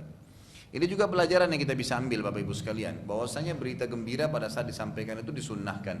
Bahkan setelah perang Badar ini nanti akan kita lihat ada hadis-hadis Nabi SAW yang, atau ada hadis yang menyebutkan, hadis riwayat Bukhari Muslim, Nabi SAW kalau menerima berita gembira langsung melakukan sujud syukur, langsung melakukan sujud syukur dimanapun ya beliau berada, dan sujud syukur ini tidak mengharuskan ada wudhu, hanya sujud saja menghadap kiblat di tempat yang suci sebagai tanda syukur kepada Allah Subhanahu wa taala. Dan ini juga termasuk berita yang positif ya, yang baik dalam Islam, termasuk ibadah untuk sujud syukur kepada Allah. Pasukan muslimin, poin yang lain, masuk ke kota Madinah. Nabi SAW lalu memasuki kota Madinah bersama para sahabat. Saat tiba, Nabi SAW lalu bermusyawarah dengan sahabat apa yang harus dilakukan kepada para tawanan nih ya. Umar bin Khattab lalu berkata, wahai Rasulullah, jadi ini waktu tawanan Badar orang Quraisy itu jumlahnya kurang lebih 60 orang dari tawanan Badar. Waktu itu Nabi SAW masuk kota Madinah, sudah tersebar berita bahwasanya memang ternyata benar Nabi SAW yang menang dan para sahabat gitu kan.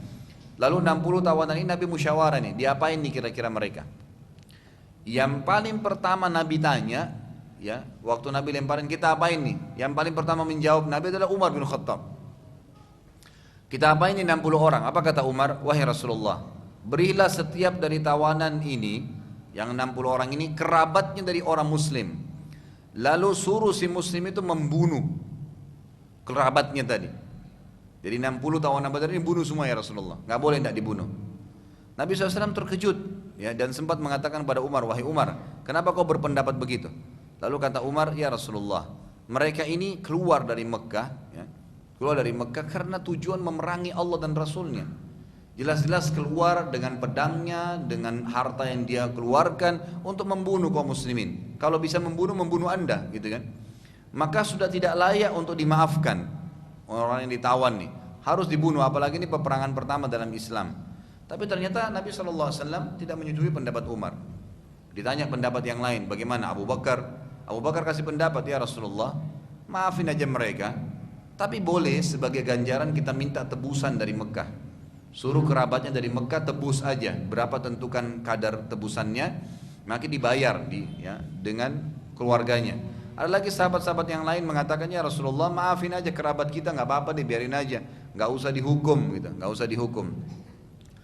Maka akhirnya Nabi SAW setuju dengan pendapat Abu Bakar. Setuju dengan pendapat Abu Bakar ya. Abu Bakar pun pendapatnya tadi adalah memaafkan mereka, tapi dengan syarat harus ditebus oleh kerabatnya gitu. Subhanallah, malam itu mereka istirahat. Besok subuh ada kejadian nih. Pada saat Nabi SAW mau sholat subuh ya, beliau sempat menemui Abu Bakar. Abu Bakar juga datang ke masjid, lalu keduanya menangis, duduk sambil menangis. Umar bin Khattab datang ke masjid, lihat Nabi SAW sama Abu Bakar nangis. Ini Nabi, ini Abu Bakar yang terbaik setelah Nabi. Ada apa nangis? Kata Umar bin Khattab dalam hadis Bukhari, apa yang membuat kalian berdua menangis? Sampaikan kepada saya supaya saya juga bisa ikut menangis. Jadi dia yakin nggak mungkin Nabi dan Abu Bakar nangis kecuali kasus besar nih. Coba sampaikan kepada saya apa yang membuat kalian nangis supaya saya ikut menangis, bukan supaya tahu apa sebabnya, mau ikut nangisnya gitu kan. Akhirnya Nabi SAW sambil menangis berkata, wahai Umar, telah turun firman-Nya Allah yang mendukung pendapatmu. Kalau seandainya bukan karena takdirnya Allah, kami semua akan binasa kecuali kamu. Umar pun akhirnya menangis radhiyallahu anhu. Turunlah firman Allah Subhanahu wa taala di dalam surah Al-Anfal urutan 8 ayat 67 sampai 68. Allah Subhanahu wa taala berfirman, "Ma kana li nabiyyin an yakuna lahu asra hatta yuzkhina fil ard. Turiduna arda dunya wallahu yuridul akhirah wallahu azizun hakim. Laula kitabun minallahi sabaqa lamassakum fima akhadtum azabun azim." Tidak patut bagi seorang nabi, kata Allah, ini turun 2 ayat ya. Pada subuh itu, sebelum subuh itu turun ayat tadi. Tidak patut bagi seorang nabi mempunyai tawanan sebelum ia dapat melumpuhkan musuhnya di muka bumi. Artinya tawanan itu akan didapatkan setelah memang menang, ya, setelah menang. Apakah kalian menghendaki harta benda duniawi sedangkan Allah menghendaki pahala akhirat untuk kalian, dan Allah Maha Perkasa lagi Maha Bijaksana. Artinya peperangan ini pun terjadi, Allah berikan kemenangan karena kalian berharap ya agama Allah ditinggikan. Kalau tujuannya untuk mengejar harta rampasan perang, maka tidak akan dapat kemenangan nih. Lalu Allah mengatakan, inilah saksi bahasan, kalau sekiranya bukan karena ketetapan yang telah terdahulu dari Allah, takdir sudah dicatatkan, niscaya kalian akan ditimpa siksaan yang besar karena tebusan yang kalian ambil. Kata ulama tafsir yang ditegur dalam ayat ini adalah tebusan yang diminta dari orang-orang Quraisy itu. Karena kan tadi pendapat maafin, ambil tebusan. Allah Subhanahu wa taala malah menegur itu. Mestinya nggak perlu. Kalau memang orang keluar tujuannya memerangi Islam, sudah masuk dalam peperangan dan karena kalah tertawan, berarti sudah jelas tujuannya dia keluar untuk memerangi kaum muslimin. Muslimin memang tidak boleh dimaafkan gitu. Namun akhirnya Allah Subhanahu wa taala memaafkan keputusan yang tadi diambil oleh Nabi sallallahu alaihi wasallam sesuai dengan keinginan Allah Subhanahu wa taala. Orang-orang Quraisy lalu berbondong-bondong datang untuk menebus tawanan mereka, kecuali Abu Sufyan, karena ia sebelumnya telah melarang masyarakat Mekah untuk membayar ya, untuk membayar tebusan. Tetapi akhirnya orang-orang tidak sabar lagi karena yang berada dalam tawanan ada yang punya anaknya, ada kerabatnya, ada saudaranya, dan mereka meninggalkan mendapat Abu Sufyan. Abu Sufyan karena gengsi menarik lagi pernyataannya, maka ia berkata, demi Allah aku tidak akan kehilangan anak dan hartaku untuk menebusnya. Salah satu anak Abu Sufyan kebetulan tertawan di Badr. Dan kita tutup dengan poin ini. Abu Sufyan lalu menunggu hingga ada salah seorang muslim yang datang dari Madinah untuk umroh yang ia tawan, ya. Tentu saja ini umroh pertama nih setelah perang Badr selesai. Ada satu orang Islam yang keluar dari Madinah menuju ke Mekah, ingin ke satu tempat, tapi lewat Mekah dia umroh dulu. Lalu Abu Sufyan menangkap orang itu. Muslim tadi ditangkap. Masyarakat Mekah sempat mengingatkan Abu Sufyan, bila engkau tidak melepaskan muslim yang sedang umroh yang engkau tawan, maka pasti tidak ada lagi orang yang akan haji dan umroh ke Mekah. Karena orang-orang menganggap masyarakat Mekah kejam, gitu kan. Jadi tidak ada hubungannya antara Islamnya dia dengan ke Mekahnya, karena orang kafir pun ada yang ke Mekah. Abu Sufyan menjawab, aku tidak peduli sampai mereka melepaskan anakku. Maka dengan kejadian ini pun waktu sampai kepada Nabi SAW, Nabi SAW mengatakan, lepaskanlah anaknya Abu Sufyan. Lepaskanlah anaknya Abu Sufyan. Allah. Jam berapa ini? 9:10. Baik, saya lanjutkan dulu dengan kisah Abu As. Kisah yang lain selain kisah tadi itu, kisah adalah Abu Al-As. Ya, mungkin ini yang kita tutup dengan ini, insyaallah setelah itu ada pertanyaan. Di antara yang tertawan di Badar dari kaum musyrikin adalah Abu Al-As. Siapa Abu Al-As ini?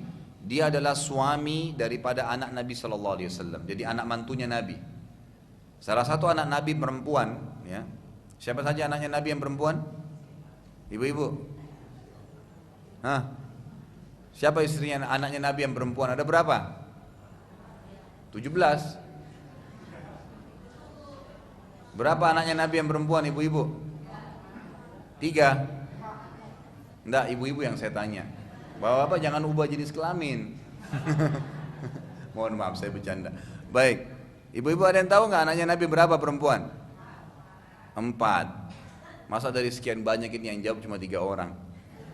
Siapa namanya coba? Coba kalau saya tanya artis Indonesia siapa, pasti terjawab. Kalau saya minta 50 nama pasti bisa. Anak Nabi 4 orang. Yang jadi istrinya Utsman bin Affan 2. Siapa itu? Ummu Kalsum dengan Ruqayyah. Kemudian ada satu lagi. Ini yang anak pertama, anak kedua ya. Anak ketiga bernama Zainab. Nah Zainab ini yang jadi saksi bahasan kita. Kemudian ada Fatimah. Fatimah sudah ditahu menikah dengan Ali. Nah Zainab ini menikah dengan Abul As. Abul As ini pada saat Nabi SAW ya dinobatkan menjadi Nabi dan istrinya mengimani risalah ayahnya Nabi Muhammad SAW, Abul As nggak mau. Akhirnya Nabi SAW pisahkan dengan Zainab.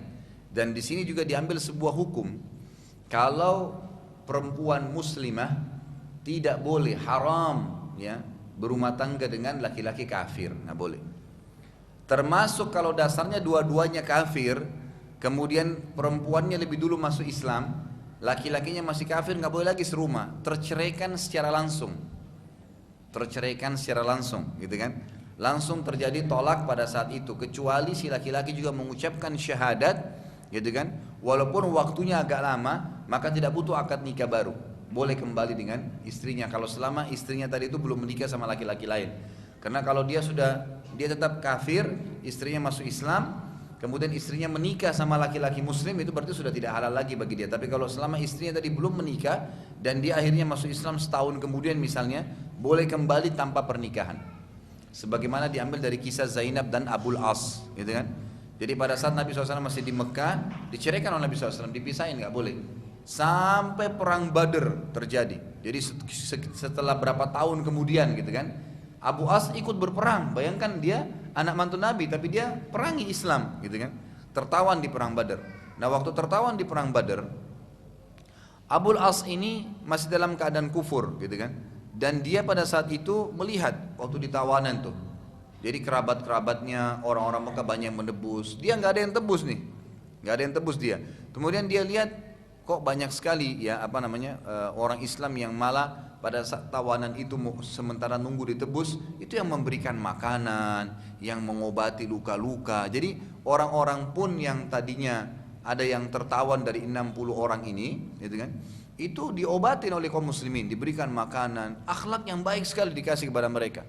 Abu al-As ini pada saat itu terharu melihat kejadian tersebut, gitu kan? Yang luar biasa lagi, Zainab radhiyallahu anha waktu tahu ini suaminya yang masih dalam keadaan kafir tertawan, maka Zainab pun akhirnya melindungi suaminya, ya. Maksudnya melindungi di sini memberikan suaka politik, ya, kalau kita sekarang. Jadi dalam Islam itu satu orang pun yang memberikan perlindungan politik itu sudah cukup. Walaupun kata Nabi SAW, suaka politik, perlindungan politik itu berlaku di tengah-tengah lingkungan Islam, walaupun yang melindunginya adalah orang yang terendah derajatnya di antara kalian. Maksudnya orang yang paling sederhana keadaan ekonominya, fisiknya juga sederhana. Tapi kalau dia mengatakan saya lindungin nih orang, maka tidak boleh ada muslim yang mengganggunya, gitu kan? Seperti itu. Maka Zainab radhiyallahu anha pada saat itu ada dua riwayat. Riwayat yang pertama, Zainab waktu dengar Nabi SAW atau As ini masuk dalam tawanan, gitu kan, maka dia pun mengirim kalung yang pernah dimiliki oleh Khadijah radhiyallahu anha.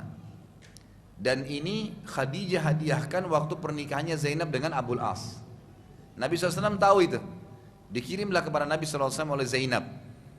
Dan di situ Zainab menitipkan pesan kepada orang yang membawanya, wahai Rasulullah, ini tebusan untuk suami saya, Abul As, gitu kan? Jadi mantan suami saya Abul As. Nabi SAW waktu lihat kalung tersebut mengingat Khadijah dan menangis radhiyallahu alaihi wasallam. Jadi Nabi SAW waktu itu sempat lihat kalung itu dan menangis mengingat Khadijah radhiyallahu anha karena terharunya melihat kalung itu, ya, mengingat kembali. Riwayat yang lain menjelaskan bahwasanya Abul As ini mengirim surat kepada Zainab mengatakan, wahai Zainab, saya termasuk dalam tawanan dan saya minta kepadamu untuk melindungiku, gitu kan. Maka Zainab pun akhirnya menyampaikan perlindungannya setelah sholat, ya, subuh di masjid. Dia mengangkat suara mengatakan, aku adalah anaknya Nabi kalian Muhammad SAW dan aku melindungi Abul As, dan aku melindungi Abul As. Kata Nabi SAW kepada para sahabat dalam hadis Bukhari, apakah ada yang tahu tentang kasus ini? Ada enggak yang tahu, benar enggak Abu As itu ada dalam peperangan, atau misalnya benar enggak ini Zainab memberikan perlindungan seperti ini, yang seperti saya dengarkan sekarang, karena waktu itu subuh dan agak gelap masjid, gitu kan. Maka para sahabat mengatakan, ya Rasulullah, kami tidak tahu, tapi yang mengucapkan benar adalah Zainab. Maka Nabi SAW mengatakan, kami akan melindungi siapa yang kamu lindungi. Ini dua riwayat yang kebetulan pada saat itu bertemu atau disebutkan dalam kisah Abul As ini.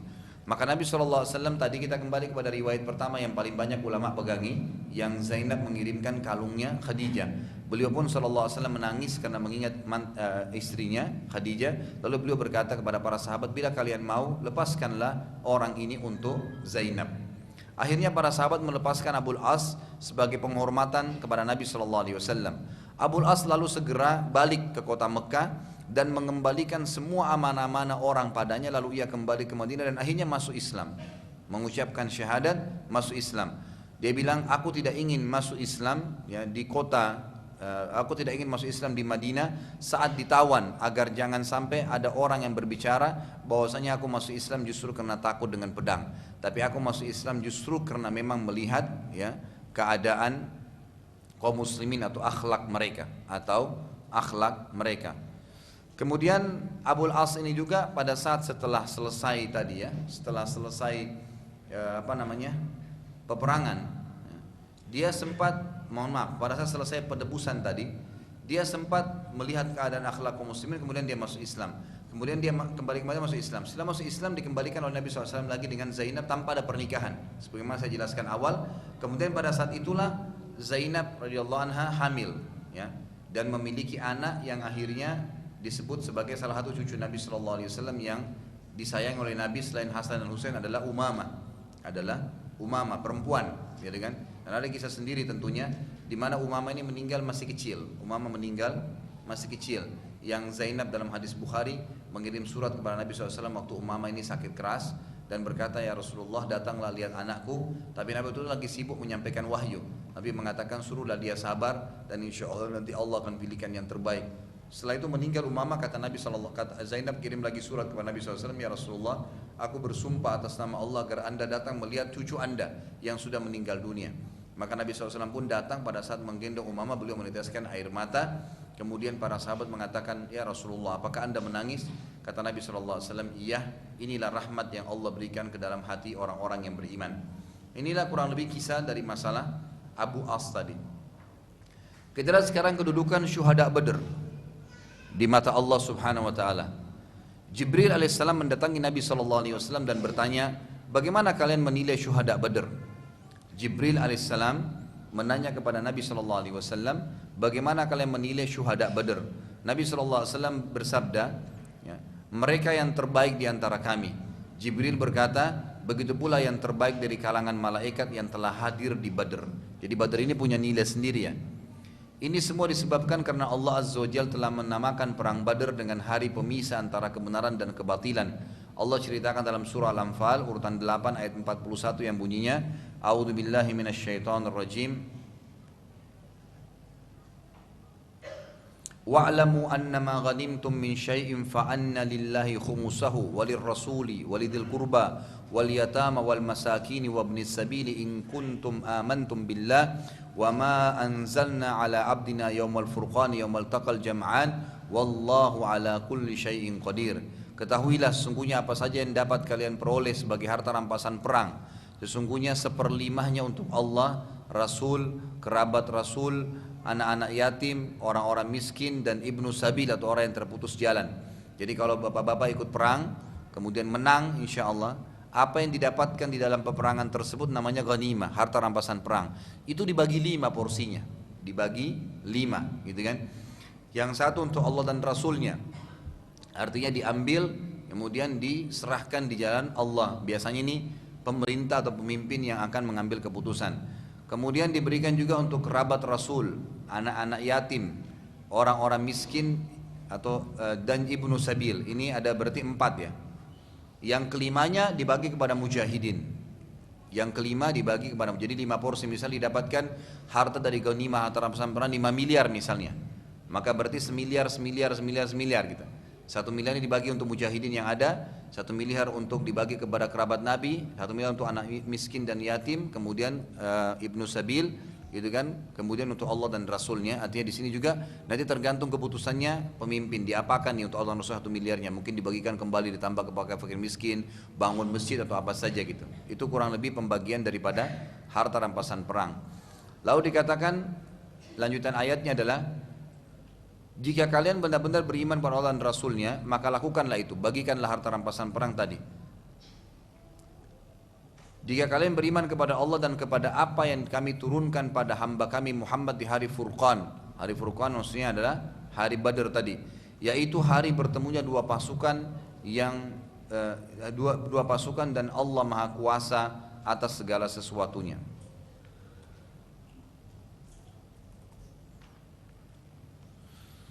Terakhir kita tutup dengan kisah matinya Abu Jahal. Abu Jahal ini ya, diberikan julukan oleh Nabi SAW dengan Fir'aunnya umat ini. Fir'aunnya umat ini. Jadi kalau istilah Fir'aun berarti orang yang kufur kepada Allah, karena mengaku sebagai Tuhan ya. Jadi zaman Nabi Musa AS terkenal sekali Fir'aun yang telah kufur kepada Allah. Maka Nabi SAW memberikan julukan Abu Jahal khusus Fir'aunnya umat ini. Pada saat Abu Jahal, kita kembali ke kancah peperangan lagi, pada saat Abu Jahal terjatuh dari tunggangannya, ia belum mati. Dan ternyata tidak seorang pun dari pengikutnya sempat menyelamatkannya. Saat peperangan selesai, Nabi SAW memerintahkan agar mencari Abu Jahal. Maka para sahabat pun bersebaran mencarinya. Lalu Abdullah bin Mas'ud radhiyallahu anhu menemukan Abu Jahal yang sudah dalam keadaan setengah sadar. Saat Abdullah bin Mas'ud berdiri di dekat kepala Abu Jahal yang tidak jelas melihat Abdullah berkata, kemenangan berada di pihak siapa? Ya, jadi Abu Jahal ini dalam kondisi jatuh, kakinya tadi luka, kemudian dalam setengah sadar tidak sadar gitu, jadi berdarah, banyak sekali darah yang keluar. Abdullah bin Mas'ud sahabat Nabi tadi yang saya bilang cirinya kecil sekali, gitu kan, berdiri di dekat kepalanya Abu Jahal. Abu Jahal tidak tahu siapa ini Abdullah atau bukan, samar-samar. Dia bilang, siapa, kemenangan di pihak siapa? Kata Abdullah, pada Allah dan Rasulnya wahai musuh Allah. Abu Jahal berkata, tidak masalah. Apa ada kemuliaan dari seseorang yang dibunuh oleh kaumnya sendiri dan bukan musuh selain kaumnya? Maksudnya di sini pernyataan sombong ya. Orang-orang Arab itu merasa kalau dia sampai dibunuh oleh kaumnya sendiri, dia berperang gitu kan, itu berarti sebuah kemuliaan karena dia mempertahankan sesuatu. Abdullah bin Mas'ud radhiyallahu anhu lalu menaiki dada Abu Jahal dengan tujuan ingin memenggal kepala Abu Jahal. Ternyata Abu Jahal mengenali wajah Abdullah bin Mas'ud. Lalu ia berkata kepada Abdullah, bayangkan ya, Abu Jahal dalam kondisi sudah mau mati. Udah mau mati, udah nggak sadar, nggak punya kekuatan, karena dia lihat Abdullah ditahu dulu orang miskin di Mekah, gitu kan? Waktu Abdullah bin Mas'ud naik di atas dadanya Abu Jahal, karena dia kecil orangnya, dia ingin tebas lehernya Abu Jahal nih. Ternyata Abu Jahal mengenali wajah Abdullah bin Mas'ud, lalu ia berkata kepada Abdullah, bukankah kamu dulu yang mengembalakan kambing-kambing kami? Gitu kan? Jadi dihina lagi Abdullah. Kata Abdullah, benar. Abu Jahal berkata, sungguh kamu melakukan perbuatan yang sangat tidak pantas dengan orang yang tidak sederajat dengan kamu wahai pengembala kambing. Maksudnya tidak layak kau bunuh saya gitu. Ya. Mirip dengan kalimat ini seperti dia bilang, sungguh engkau telah menaiki gunung yang kekar dan besar wahai pengembala kambing. Abdullah pun radhiyallahu anhu tidak sabar lagi langsung memenggal kepala Abu Jahal, kemudian membawa kepalanya sambil memegang rambutnya ke arah Nabi atau ke depan Nabi SAW. Nabi SAW waktu itu ya sempat bingung siapa orang ini. Ya, karena tidak kelihatan, penuh dengan darah, baju kepalanya penuh dengan topeng-topeng besi gitu kan. Lalu kata Abdullah, inilah Abu Jahal musuhnya Allah wahai Rasulullah. Maka Rasulullah SAW bersabda, demi Allah yang tidak ada Tuhan yang berhak disembah kecuali dia. Apakah ini benar Abu Jahal? Abdullah bin Mas'ud radhiyallahu anhu berkata, demi Allah yang tidak ada Tuhan yang berhak disembah kecuali dia, wahai Rasulullah, ini Abu Jahal. Maka Nabi SAW gitu kan, segera sujud syukur sebagai tanda syukur kepada Allah Azza wa Jal karena terbunuhnya tadi. Dan pada saat bangun dari sujud beliau mengatakan, sungguh orang ini adalah Fir'aunnya umat, ya Fir'aunnya umat ini. Jadi di sini kita ambil pelajaran bagaimana kasus terakhir terbunuhnya Abu Jahal yang merupakan Fir'aunnya umat ini. Allahu a'lam.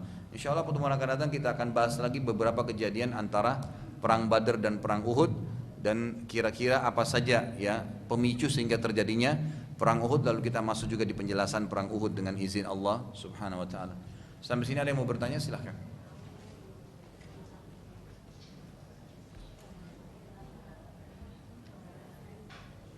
Sudah nggak ada? Ini cuma dua keadaan, bingung mau nanya apa atau sudah pinter sekali. Yang mana nih kira-kira? Atau sudah kaya informasi tadi, Masya Allah. Baiklah, jangan dipaksain. Insya Allah bagi Bapak Ibu yang ada pertanyaan. Bapak Ibu yang belum mengikuti dari awal serial sirah kita, saya sarankan tetap mengikuti di web ya, www.khalidbasalamah.com. tinggal di download dari serial sirah 1 sampai serial yang ini juga nanti insya Allah akan diupload sama teman-teman. Nanti bisa disimpan di HP atau dibagikan kepada teman-teman. Insya Allah itu akan bermanfaat gitu. Baik, saya bacain pertanyaannya. Ustadz, kenapa kita tidak boleh sholat di masjid yang di dalam atau di samping masjid ada kuburan? Bagaimana dengan Masjid Nabawi yang di daerah sekitarnya ada kuburan Nabi SAW? Baik, Nabi SAW bersabda dalam hadis Bukhari, janganlah kalian menjadikan masjid kalian kuburan. Dalam riwayat lain dikatakan jangan kalian jadikan kuburan sebagai masjid. Kuburan sebagai masjid. Hadis ini menjelaskan bahwasanya atau rincian para ulama, kalau masjid itu dasarnya dibangun untuk kuburan, misal ada kuburan di situ, seperti sekarang di Iran itu Khomeini misalnya, ada kuburan Khomeini, lalu kemudian sengaja dibangun masjid untuk kuburan itu, maka ini masuk dalam larangan yang pertama, tidak boleh. Memang dasarnya itu kuburan lalu dibangunin masjid, gitu kan? Larangan juga masuk dalam hadis ini adalah kalau dasarnya, gitu kan, masjid tadi itu kuburan, masjid dibangun untuk kuburan. Kalau sebaliknya, masjid dibangun, dia sudah terbangun, kemudian sengaja orang yang mewakafkan masjid itu minta agar kuburannya ada dalam masjid, ada di dalam masjid sesuai dengan permintaan. Seperti sekarang sering banyak yang terjadi. Saya pernah temui orang di kota Makassar waktu itu, saya sampai diminta sama salah satu jemaah yang hadir di masjid, Ustaz tolong nasihatin nih Bapak. Masjidnya sering, waktu itu saya ngisi pengajian, tapi saya belum tahu, beberapa waktu kemudian baru saya dibahasakan, Ustaz ini orang yang bangun masjid, masih hidup sekarang, dia pedagang kayu, dengan sering bawa kayu dari Kalimantan kemana-mana seluruh Indonesia. Orang yang kaya raya, Masya Allah, orangnya baik, seorang Pak Haji gitu. Cuman dia rupanya tangkap dari salah satu kiainya di Jawa, kalau dia dianjurkan untuk membangun masjid, kemudian kalau dia mati nanti kuburannya ditaruh di depan mihrab. Ya. Kuburannya ditaruh di depan mihrab. Jadi perintahnya begitu, supaya setiap orang sholat selain menghadap kiblat maka menghadap dia, gitu kan? Dan orang akan mengenang dia gitu. Ini kan termasuk larangan, tidak boleh masuk dalam larangan hadis ini, gitu kan? Jadi dia bangun masjid dengan tujuan nanti supaya kuburannya bisa ada di situ. Berarti masuk dalam larangan tadi sama ya. Jadi masuk larangan. Maka saya nasihatin, awalnya sih dia tetap, ya nanti saya bicarakan lagi lah, dia mau bicarakan sama kiainya, silahkan. Tapi saya bilang ini jelas ada larangan dari Nabi SAW. Anda dikubur di kuburan kaum muslimin, gitu kan? Wakaf masjid ini untuk amal jariah, nggak ada hubungannya dengan kuburan Anda nantinya. Maka ulama mengambil kesimpulan dari hadis ini, ada dua keadaan masjid yang tidak boleh ya disolati di dalamnya. Yang pertama, kuburan yang dasarnya dibangunkan masjid di situ, gitu kan? Jadi memang dasarnya kuburan, tapi dianggap kuburan wali lah, kuburan siapalah, lalu dibangun masjid di atas kuburan itu, sehingga orang-orang datang ke masjid bukan tujuannya sholat, tapi karena ada kuburan di situ. Yang kedua, orang bangun masjid dengan mewasiatkan harus ada kuburan dia nanti di situ. Tadi kan yang awal kuburan ada dulu baru masjid ya. Sekarang enggak, masjid ada dulu, tapi nanti pewakafnya itu mendapatkan tempat di situ untuk kuburannya. Dan itu akan dijalankan, gitu kan? Umumnya ini sering kali kalau wasiat itu di depan mihrab. Saya tidak tahu kenapa nih harus depan mihrab gitu kan, apalagi orang menghadap ke situ kan. Nah dari sini ulama mengambil kesimpulan dua keadaan masjid ini tidak boleh disolati di dalamnya. Kalau di dalam fisik masjid ada kuburan. Baik, bagaimana dengan keadaan Masjid Nabawi sekarang? Masjid Nabawi ulama mengatakan berbeda, beda dengan dua kasus tadi. Di zaman Nabi SAW, masjid sama rumah Nabi terpisah, bukan masjid itu. Jadi kuburan Nabi sekarang, rumah Nabi, rumahnya Aisyah itu dulu di luar masjid radhiyallahu anha, gitu kan? Jadi memang sudah dari awal bukan bagian dari masjid, bukan juga kuburan, gitu kan? Setelah Nabi SAW meninggal, beliau dikubur di rumahnya Aisyah, gitu kan? Karena kalau dikubur di umumnya pemakaman muslimin, nanti akhirnya Nabi SAW tidak dikenal kuburannya, karena beliau memang biasanya, gitu kan? Itu memerintah atau beliau pernah memerintahkan kepada Ali, wahai Ali, saya perintahkan kepadamu untuk menyamaratakan, kamu tidak temukan kuburan kecuali kamu samaratakan dengan tanah, dan kau tidak temukan patung kecuali kau hancurkan, gitu kan, supaya tidak ada lagi yang disembah kecuali Allah Subhanahu wa taala. Jadi di sini kasusnya berbeda. Pertama itu adalah rumah berpisah dengan masjid. Kemudian bukan dari awal dibangun untuk dijadikan masjid, bukan. Itu rumahnya Aisyah. Waktu Nabi SAW meninggal kemudian dikubur. Sekarang kasuistiknya adalah pada saat dia masuk ya, pada saat dia masuk di dalam masjid, itu kasusnya karena adanya pelebaran masjid. Dan ini adalah kuburan Nabi. Nggak seperti tidak bisa diperlakukan seperti kuburan umumnya orang Islam yang lain yang bisa dibongkar, dipindahin gitu kan. Maka akhirnya dimasukkan dalam perluasan masjid, tapi tetap dengan kotak bagian rumahnya gitu kan. Seperti itu. Jadi berbeda kondisinya, bukan masuk dalam larangan yang tadi. Bukan tujuannya memang karena kuburan yang dibangun di masjid, atau misalnya memang diwasiatkan untuk kuburan dimasukkan di dalam masjid. Ini tidak. Maka berbeda kasus masjid Nabi SAW dengan keadaan tadi yang melarangan dalam hadis. Waalaikumsalam warahmatullahi wabarakatuh. Akad Ahok ya, gubernur, wakil gubernur DKI. Apa ini? Hah?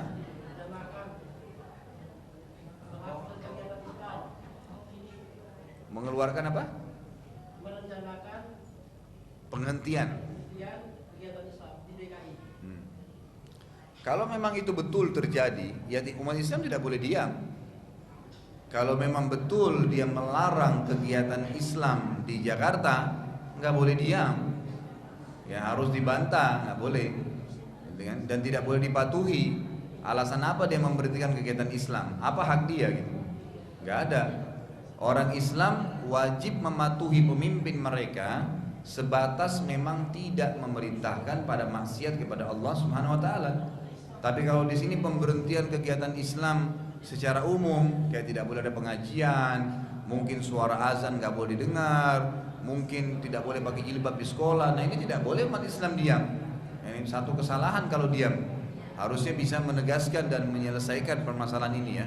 Itu yang saya ketahui Allah alam. Jadi tidak boleh dibiarkan. Tidak boleh dibiarkan. Muslimin harus bisa mengingatkan dan menuntut untuk tidak bisa, ya tidak bisa itu terjadi. Itu umat Islam bebas dong. Ini mayoritas Muslim di sini. Sehubungan dengan perang Badar, waktu Pilpres Amin Rais berada di kubu Prabowo dan apa ini?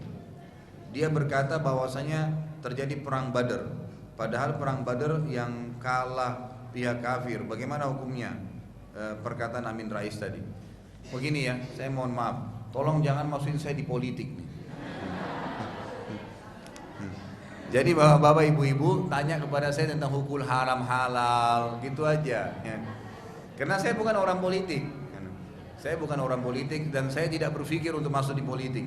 Tetapi kalau ditanya tentang secara umum, gitu kan, terlepas daripada nama tadi yang disebutin dalam kertas ini, secara umum, bagaimana kalau sekarang ada orang mengatakan ini perang Badar?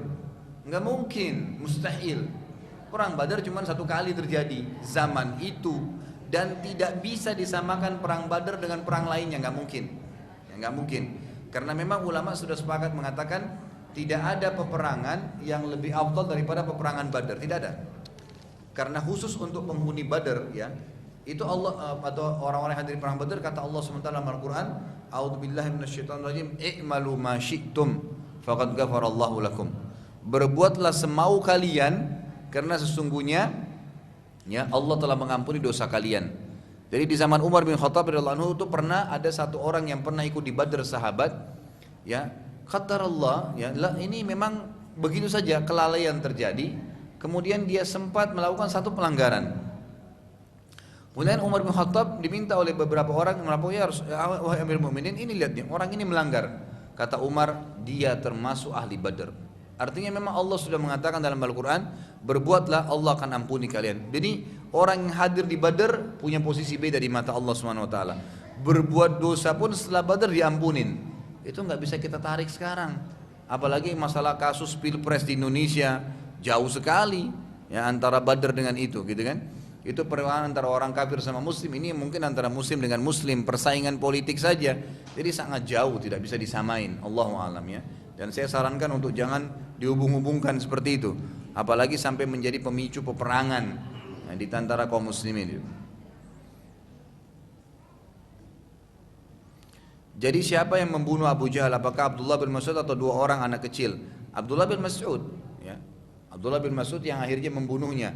Tapi yang menjadi penyebab Abu Jahal ya terluka, dua orang anak muda dari Ansar yang sudah saya jelaskan pertemuan yang lalu. Jadi Abu Jahal di sini Abdullah bin Mas'ud yang memotongnya, yang jelas dari hadis tadi. Kenapa Zainab menikah dengan Abu As yang masih musyrik? Kenapa Rasulullah SAW menyetujuinya? Menikahnya sebelum penobatan masa Nabi. Menikahnya sebelum penobatan masa kenabian. Jadi waktu itu memang orang-orang masih umumnya gitu kan? Ya masih umum. Utsman bin Affan ya itu juga ya, mohon maaf bukan Utsman bin Affan ya. Abu As saja, Abu bin Affan itu setelah masuk Islam baru menikah dengan anak Nabi SAW. Termasuk Ali bin Abi Thalib juga setelah menikah, tapi setelah masuk Islam. Tapi Abu As ini memang menikah dengan Zainab di awal-awal sebelum masa penobatan masa kenabian. Makanya pada saat dinobatkan Nabi SAW menjadi Nabi, gitu kan? Dia nolak, dia nggak mau.